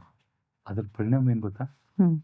ಇದೇ ಬೆಂಗಳೂರಲ್ಲಿ 90s ಅಲ್ಲಿ ನೀವು ಡೈರಿ ಸರ್ಕಲ್ ಇಂದ ಬನ್ನೇರ್ಘಟ್ಟಕ್ಕೆ ಹೋದ್ರೆ ಚಿಲ್ ಒಂದು IIM ಅಷ್ಟಿತ್ತು, ಮಧ್ಯೆ ಬಿಟ್ರೆ ಚಿಲ್ ಗಿಡಗಳು, ರಿಚ್ ಗ್ರೀನ್ರಿ, ನೈಸ್ ಪ್ಲೇಸ್ ಇತ್ತು. ಇವತ್ತು ಅದೇ ರೋಡ್ ಹೋದ್ರೆ ವರ್ಲ್ಡ್ ಟಾಪ್ ಹಾಸ್ಪಿಟಲ್ಸು ಅಲ್ಲೇ ಲೈನಲ್ಲಿ, ದೊಡ್ಡ ದೊಡ್ಡ ವರ್ಲ್ಡ್ ಹಾಸ್ಪಿಟಲ್ ಅಲ್ಲೇ ಅದೇ ಲೈನಲ್ಲಿ. ನಿಮ್ಗೆ ಎಲ್ಲಿ ಬೇಕಾದ್ರೂ ಪಾರ್ಕಿಂಗ್ ಜಾಗ ಸಿಗುತ್ತೆ, ಎಲ್ಲಿ ಬೇಕಾದ್ರೂ ಕುಂದ್ರಕ್ ಜಾಗ ಸಿಗುತ್ತೆ. ಆ ಹಾಸ್ಪಿಟ್ಲ್ ಮುಂದೆ ನಿಮ್ಗೆ ಪಾರ್ಕಿಂಗು ಸಿಗೋದಿಲ್ಲ, ನಿಮ್ಗೆ ಕೂರೋಕ್ ಟೈಮೇ ಇಲ್ಲ. ಅಷ್ಟು ರಶಲ್ಲಿ ಓಡ್ತಾರೆ. ಯಾಕಂದ್ರೆ ದೇವಸ್ಥಾನವನ್ನ ಬಾತ್ರೂಮ್ ಮಾಡ್ಕೊಂಡಿದ್ದೀವಿ. ದೇವಸ್ಥಾನ ಬಾತ್ರೂಮ್ ಆದಾಗ ನೀವೇನಾಗ್ತೀರಿ? ಗ್ರೇವ್ಯಾರ್ಡ್ ಆಗ್ತೀರಿ. ಗ್ರೇವ್ಯಾರ್ಡ್ ಅಂದ್ರೆ ಸತ್ ಮೇಲೆ ಗ್ರೇವ್ಯಾರ್ಡ್ ಅದು ಶಾಂತಿ. ಅದು ಸುಖ ಅದು, ನೆಮ್ಮದಿ ಅದು. ಸತ್ತು ಬಿಟ್ರೆ ಪ್ರಾಬ್ಲಮ್ ಇಲ್ಲ. ಬಟ್ ಬದುಕಿದ್ದು ಚುಚ್ಚಿಸ್ಕೊಂಡು ಮಾಡಿ ರಕ್ತ ತಕ್ಕೊಂಡು ಕುಯ್ಯಿಸ್ಕೊಂಡು ಅಲ್ಲಿ ದುಡ್ಡಲ್ಲಿ ಕುಯ್ತಾರಲ್ಲ ಹಾಸ್ಪಿಟ್ಲ್ ದುಡ್ದೆಲ್ಲ ದುಡ್ಡು, ಅದ್ರಿಗಿಂತ ಗ್ರೇವ್ಯಾರ್ಡ್ ಇನ್ಯಾದ್ರೂ ಇದೆಯಾ ಅಲ್ವಾ? ಸೊ ಹಂಗಾಗಿ ನಾನೇನು ಯೋಚನೆ ಮಾಡಕ್ಕೆ ಸ್ಟಾರ್ಟ್ ಮಾಡಿದೆ ಅಂದರೆ, ಯಾಕೆ ಹಿಂಗಾಗತ್ತೆ ಅಂದರೆ ಕೆರೆಗಳಿಂದ. ಕೆರೆ ಯಾಕೆ ಇವತ್ತು ಧರ್ಮಾಂಬುದಿ ಕೆರೆ ಇರ್ಬೋದು, ಮೆಜೆಸ್ಟಿಕ್ ಬಸ್ ಸ್ಟ್ಯಾಂಡು 1800 ಚಿಲ್ಲರೆ ಎಕರೆ ಕೆರೆ ಅದು. ಆ ಕೆರೆ 25% ಬೆಂಗಳೂರದು ಪ್ರಾಣಿ ಪಕ್ಷಿ ದನ ಕರು ಮನುಷ್ಯರು ಅಂತರ್ಜಲಕ್ಕೆ ನೀರು ಒದಗಿಸ್ತಾ ಇತ್ತು. ಇವತ್ತು ಅದನ್ನೇ ಮಾಡಿದೀವಿ, ಬಸ್ ಸ್ಟ್ಯಾಂಡ್ ಮಾಡಿದೀವಿ ಅಲ್ವಾ? ಚಿನ್ನಸ್ವಾಮಿ ಸ್ಟೇಡಿಯಂ ಇರ್ಬೋದು, ಕಂಠೀರವ ಸ್ಟೇಡಿಯಂ ಇರ್ಬೋದು, ಅದು ಯಾವುದೋ KGA ಗಾಲ್ಫ್ ಕೋರ್ಸ್ ಇರ್ಬೋದು, ಎಲ್ಲ ಚೆಲ್ಗಟ್ಟ ವ್ಯಾಲಿಗಳು ಇವನ್ನೆಲ್ಲ ಮುಚ್ಚಿಬಿಟ್ರು. ನಾವು ಯೋಚನೆನೇ ಮಾಡಿಲ್ಲ ನಮಗೆ ಬರೋ ನೀರು ಎಲ್ಲಿಂದ ಬರುತ್ತೆ ಅಂತ. ನಾನು ಯೋಚನೆ ಮಾಡಕ್ಕೆ ಸ್ಟಾರ್ಟ್ ಮಾಡಿದ್ದೆ, ಇದಕ್ಕೊಂದಿಷ್ಟು ಅವೇರ್ನೆಸ್ ತರಬೇಕು, ಜನಗಳಿಗೆ ತಿಳಿ ಹೇಳಬೇಕು, ಏನಾದ್ರು ಒಂದು ಮಾಡಬೇಕು ಅಂತ ಹೋದಾಗ ಅವತ್ತಿನ ದಿವಸ ಇದು 2015-16ರಲ್ಲಿ ಫೇಸ್ಬುಕ್ ಅವಾಗ ಸ್ಟಾರ್ಟ್ ಆಗಿತ್ತು. ಇವೆಲ್ಲ ಇರಲಿಲ್ಲ, ಟ್ವಿಟರ್ ಗಿಟ್ರ್, ಫೇಸ್ಬುಕ್ ಅವಾಗ ಸ್ಟಾರ್ಟ್ ಆಗಿತ್ತು. ಯಾವ.com ಅವು ಇವು ಎಲ್ಲ ಇದ್ವು ಅವಾಗ. ಅವತ್ತು ಫೇಸ್ಬುಕ್ಕಲ್ಲಿ ಒಂದಷ್ಟು ಪೋಸ್ಟ್ ಮಾಡ್ಬೋದು ಅಂದರೆ ಜನ ಎಲ್ಲ ಯೂಸ್ ಮಾಡ್ಕೊಂತ ಇದ್ದಿದ್ದು ಸೆಲ್ಫಿಗಳ ಅವೆಲ್ಲ ಇರಲಿಲ್ಲ ಅವಾಗ. ಅವ್ರವ್ರ ಫೋಟೋ ಹಾಕೋದು, ಫ್ಯಾಮಿಲಿ ಫೋಟೋ ಹಾಕೋದು, ಮೊಬೈಲ್ಗಳಲ್ಲಿ ಕ್ಯಾಮ್ರಾ ಹಂಗೆ ಮಾಡ್ತಿದ್ವಿ. ನಾನು ಇದಕ್ಕೆ ಯೂಸ್ ಮಾಡ್ತಾ ಇದ್ದೆ. ನೋಡಿ ಈ ಥರ ಕೆರೆ ಹೆಂಗೆ 2 ಲೈಕು 3 ಲೈಕು ಈ ಥರ ಒಂದು 6 ತಿಂಗಳು ನಾನು ಏನು ತಿಳಿದ್ರು, ನೀನು ಕೂತ್ಕೊಂಡು ಇಷ್ಟೆಲ್ಲ ಬದುಕೋತಾ ಇದ್ರೆ ಇದು ಇಡೀ ಜೀವನ ಬದುಕೊಂಡ್ರೆ 100 ಜನಕ್ಕೆ ಗೊತ್ತಾಗುತ್ತೆ. ಕರೆಕ್ಟ್. ರೀಚ್ ಆಗಲ್ಲ, ಸುಮ್ಮನೆ ಯಾಕೆ ವೇಸ್ಟ್ ಮಾಡ್ತೀವಿ ಟೈಮ್ ವೇಸ್ಟ್. ಸುಮ್ಮನೆ ಇಂಟರ್ನೆಟ್ ಅವಾಗೆಲ್ಲದಕ್ಕೂ ಚಾರ್ಜ್ ಅವಾಗ, ಇಂಟರ್ನೆಟ್ ಅದಕ್ಕೆಲ್ಲ ದುಡ್ಡು ವೇಸ್ಟ್ ಮಾಡ್ಕೊಂಡು ಟೈಮ್ ವೇಸ್ಟ್ ಮಾಡ್ಕೊಂತೀಯ, ಬಿಟ್ಟಾಕ್ ಹೋಗ್ಲಿ ಹೆಂಗಾರ ಅದಾಗಲಿ ಯಾಕೆ ತಲೆ ಕೆಡಿಸಿ ಅಂತೀಯ. ಆವಾಗ ನಂಬಿಕೆ ಅಂತ ಹೇಳಿದ್ರಲ್ಲ, ಆ ವರ್ಲ್ಡು ನನ್ನ ನಂಬಿಕೆ ಏನು ಗೊತ್ತಾ, ಇಲ್ಲ ಇದನ್ನ ಕಂಟಿನ್ಯೂಸ್ ಮಾಡಿದ್ರೆ ಆಗುತ್ತೆ ಇದು ಅಂತ. ಅವಾಗ ಬೇರೆ ವೇನಲ್ಲಿ ಯೋಚನೆ ಮಾಡಕ್ಕೆ ಸ್ಟಾರ್ಟ್ ಮಾಡಿದೆ. ಗೌರ್ಮೆಂಟ್ ಆಫೀಸ್ಗೆ ಹೋಗೋದು, ಒಂದಷ್ಟು ಕಾರ್ಪೊರೇಟ್ಸ್ ಮೀಟ್ ಮಾಡೋದು, ಅಷ್ಟು ಜನ ಮೀಟ್ ಮಾಡೋದು, ಅದು ಇದು ಶುರು ಹಚ್ಕೊಂಡಾಗ ಅವ್ರದ್ದು ಇಷ್ಟು ಇವನ್ 1 ಲೇಕ್ ಡೆವಲಪ್ಮೆಂಟ್ ಅಥಾರಿಟಿಗೆ ಹೋಗಿ, ಸರ್ ಹಿಂಗೊಂದು ಕೆರೆ ಇದೆ, ಅಟ್ಲೀಸ್ಟ್ ಒಂದು ರಿಜ್ಯೂ ಮಾಡೋಣ, ಸುತ್ತಮುತ್ತ ಅನುಕೂಲ ಆಗ್ತದೆ ಅಂತ ಹೋದ್ರೆ, ಸರ್ ಈ ಕೆರೆ ಗಲೀಜಾಗಿದೆ ಅದಾಗಿದೆ, ಅವ್ರದ್ದೇ ಇಷ್ಟು ಇಲ್ಲ ರೀ, ಫಂಡ್ಸ್ ಇಲ್ಲ, ಅದಿಲ್ಲ ಇದಿಲ್ಲ, ಅಲ್ಲಿ ಒತ್ತುವರಿ ಪ್ರಾಬ್ಲಮ್, ಒಂದು MLA ಸರಿ ಇಲ್ಲ, ಇವನ್ ಸರಿ ಏನೇನೋ ಹೇಳೋದು. ಸೊ ನಾನೇನು ಮಾಡಿದೆ, ಇವ್ರು ನಂಬ್ಕೊಂಡ್ರಂತೂ ಆಗಲ್ಲ ಇದು. ಆಮೇಲೆ ಸುಮಾರು ಇವು BBMP BDAಗಳು ಇವರೆಲ್ಲ ರಿಜ್ಯೂನೇಟ್ ಮಾಡಿದ್ದಾರೆ ಲೇಕನ್ನು. ರಿಜ್ಯೂನೇಷನ್ಗೂ ಬ್ಯೂಟಿಫಿಕೇಶನ್ಗೂ there is a difference. Correct. Rejuvenation is bringing back lost glory, that is rejuvenation. ನಮ್ಮ ದೇಹದಲ್ಲಿ ರಿಜ್ಯೂನೇಷನ್ ಅಂದರೆ ನಾವು ಹಿಂದೆ ಇರ್ತಕ್ಕಂಥ ಸ್ಥಿತಿಗೆ ವಾಪಸ್ ಹೋಗೋದು ರಿಜ್ಯೂನೇಷನ್. ಯೋಗ ಇರ್ಬೋದು, ಮೆಡಿಟೇಷನ್ ಇರ್ಬೋದು, ಆರೋಗ್ಯಕರ ಆಹಾರ ತಿನ್ನೋದಿರ್ಬೋದು, ಲೈಫ್ ಸ್ಟೈಲ್ ಚೇಂಜ್ ಮಾಡ್ಕೊಂಡು, ಅದು ರಿಜ್ಯೂನೇಷನ್. ಬ್ಯೂಟಿಫಿಕೇಶನ್ ಅಂದರೆ ಬಣ್ಣ ಬಡ್ಕೊಂಡು ಓಡಾಡೋದು ಅಲ್ವಾ? ಆ ಬಣ್ಣ ಬಡ್ಕೊಂಡು ಎಷ್ಟು ದಿವಸ ಬಡಿತೀರೋ ಅಷ್ಟೊತ್ತಿಗೆ ಇರುತ್ತೆ, ಮತ್ತೆ ಅದೇ ಕಟ್ಟೋದು ಈಸಿ, ಉಳಿಸೋದು ಭಾಳ ಕಷ್ಟ. ಕರೆಕ್ಟ್. Nicely shed. ಕಟ್ಟೋದು ಭಾಳ ಈಸಿ, ಹೌದು. ಉಳಿಸ್ಕೊಳೋದು ಭಾಳ ಕಷ್ಟ. ಸೊ ಅಟ್ಲೀಸ್ಟ್ ಹೊಸದು ಕಟ್ಟೋದು ಬೇಡ, ಹಿರಿಯರು ಕಟ್ಟೋದು ಉಳಿಸ್ಕೋಬೇಕ ಬೇಡ. ಹೌದು. ನೀವು ದೇಶಕ್ಕೆ ರಾಜ್ಯಕ್ಕೆ ಬಿಟ್ಬಿಡಿ ಸ್ವಾಮಿ, ನಿಮಗೆ ಕುಡಿಯೋಕೆ ನೀರು ಬೇಕಾ ಬೇಡ? ಮನೆಗೆ ಒಂದೊಂದು ಬೋರ್ವೆಲ್ ಹಾಕಿದ್ರಲ್ಲ, ಅದ್ರ ನೀರು ಎಲ್ಲಿಂದ ಬರುತ್ತೆ?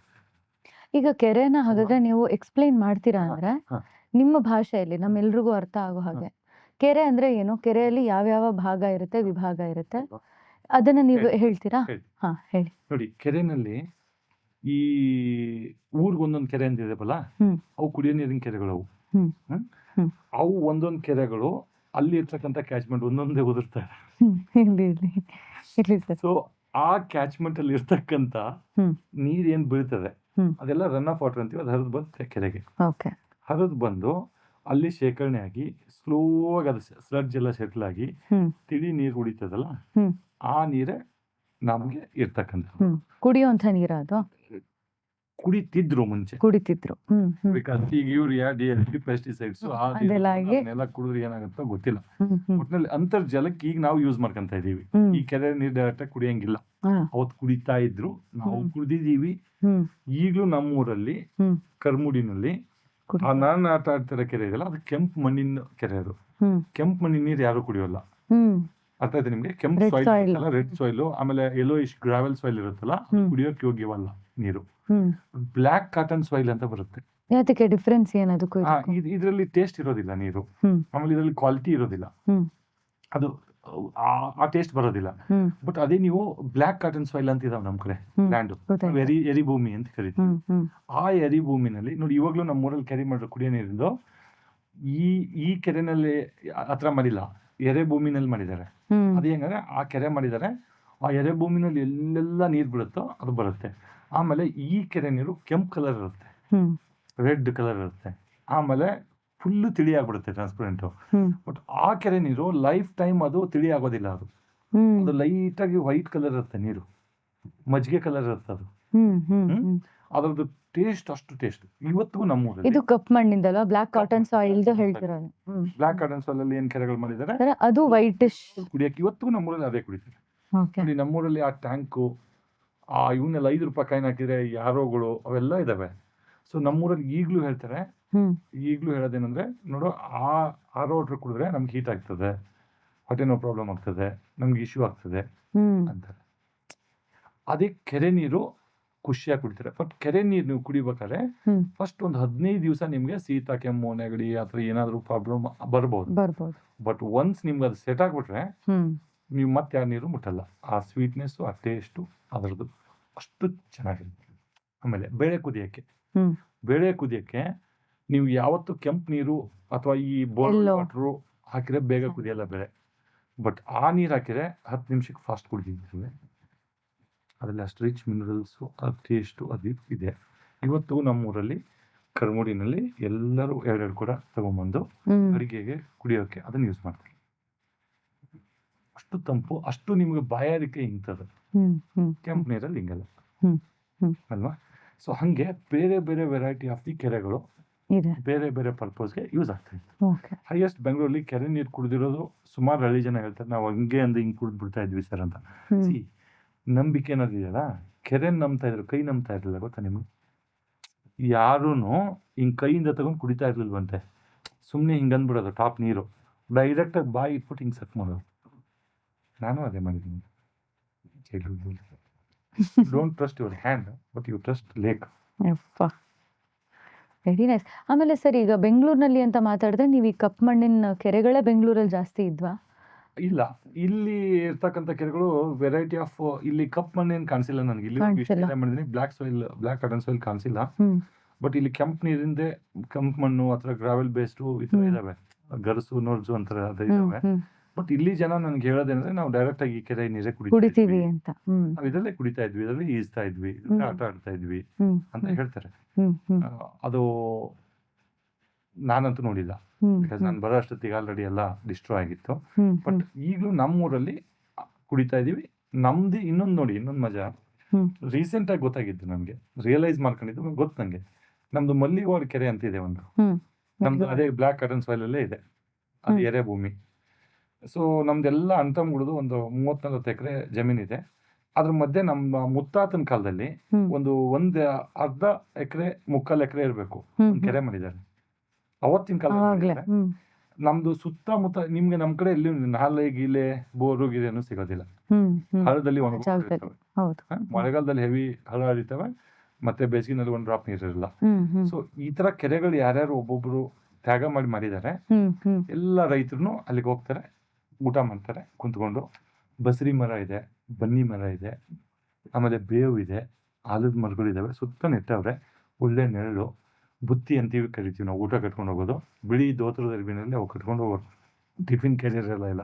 ಈ ಜೋಳದ ರೊಟ್ಟಿ, ಒಣ ರೊಟ್ಟಿ ಕಟ್ಕೊಳಕ್ಕೆ ನಿಮ್ಗೆ ಯಾವ Carrier ಕ್ಯಾರಿಯರ್ ಬೇಡ. ಅದಕ್ಕೆ ಕ್ಲಾತೇ ಬೇಕು. ಅದಕ್ಕೆ ಕಟ್ಬಿಟ್ಟು ಗಿಡಕ್ಕೆ ಕಟ್ಬಿಡೋರು, ಹ್ಮ್ ಕಟ್ಬಿಟ್ಟು ವ್ಯವಸಾಯ ಮಾಡ್ಕೊಂಡು ಎಲ್ಲ ಮಾಡ್ಕೊಂಡು ಸೀದಾ ಬಂದು ಅದನ್ನ ಊಟ ಮಾಡಿ ಆ ನೀರು ಕುಡಿದು, ನೀರು ಕುಡಿಯೋದ ನಿನ್ ಕೈಲೇ ಅಲ್ಲ, ಹಿಂಗೆ ಹಾ ಕುಡಿದು ಒಂದು ತಾಸು ಟವಲ್ ಇಟ್ಕೊಂಡ್ಬಿಟ್ಟು ಮಲಗ್ಬಿಟ್ಟು ಎದ್ದು ಬಿಟ್ಟ ಅಂದ್ರೆ ನಿನ್ 7 ಸ್ಟಾರ್ ಹೋಟ್ಲಲ್ಲಿ ಆ ಖುಷಿ ಇರುತ್ತೆ. ಹ್ಮ್. ಆಮೇಲೆ ಆ ಊಟದ ರುಚಿ ಓಪ್ಪ. ಹೆಂಗಂದ್ರೆ, ನೀವು ಅದು ಬುತ್ತಿ ಕಟ್ಕೊಂಡ್ ಬರ್ತೀರಲ್ಲ, ಅದನ್ನ ನಾವು ಮೈಕ್ರೋ ನಾವು ಬಿಸಿ ಮಾಡ್ಕೊಂಡ್ ತಿಂತೀವಿ, ಏನಿಲ್ಲದ ಊಟ ನಮ್ದು, ಅದಕ್ಕೆ ಹಂಗೆ ಹಿಂಗೆ ಅಂತ ಟೇಸ್ಟ್ ಇಲ್ಲ.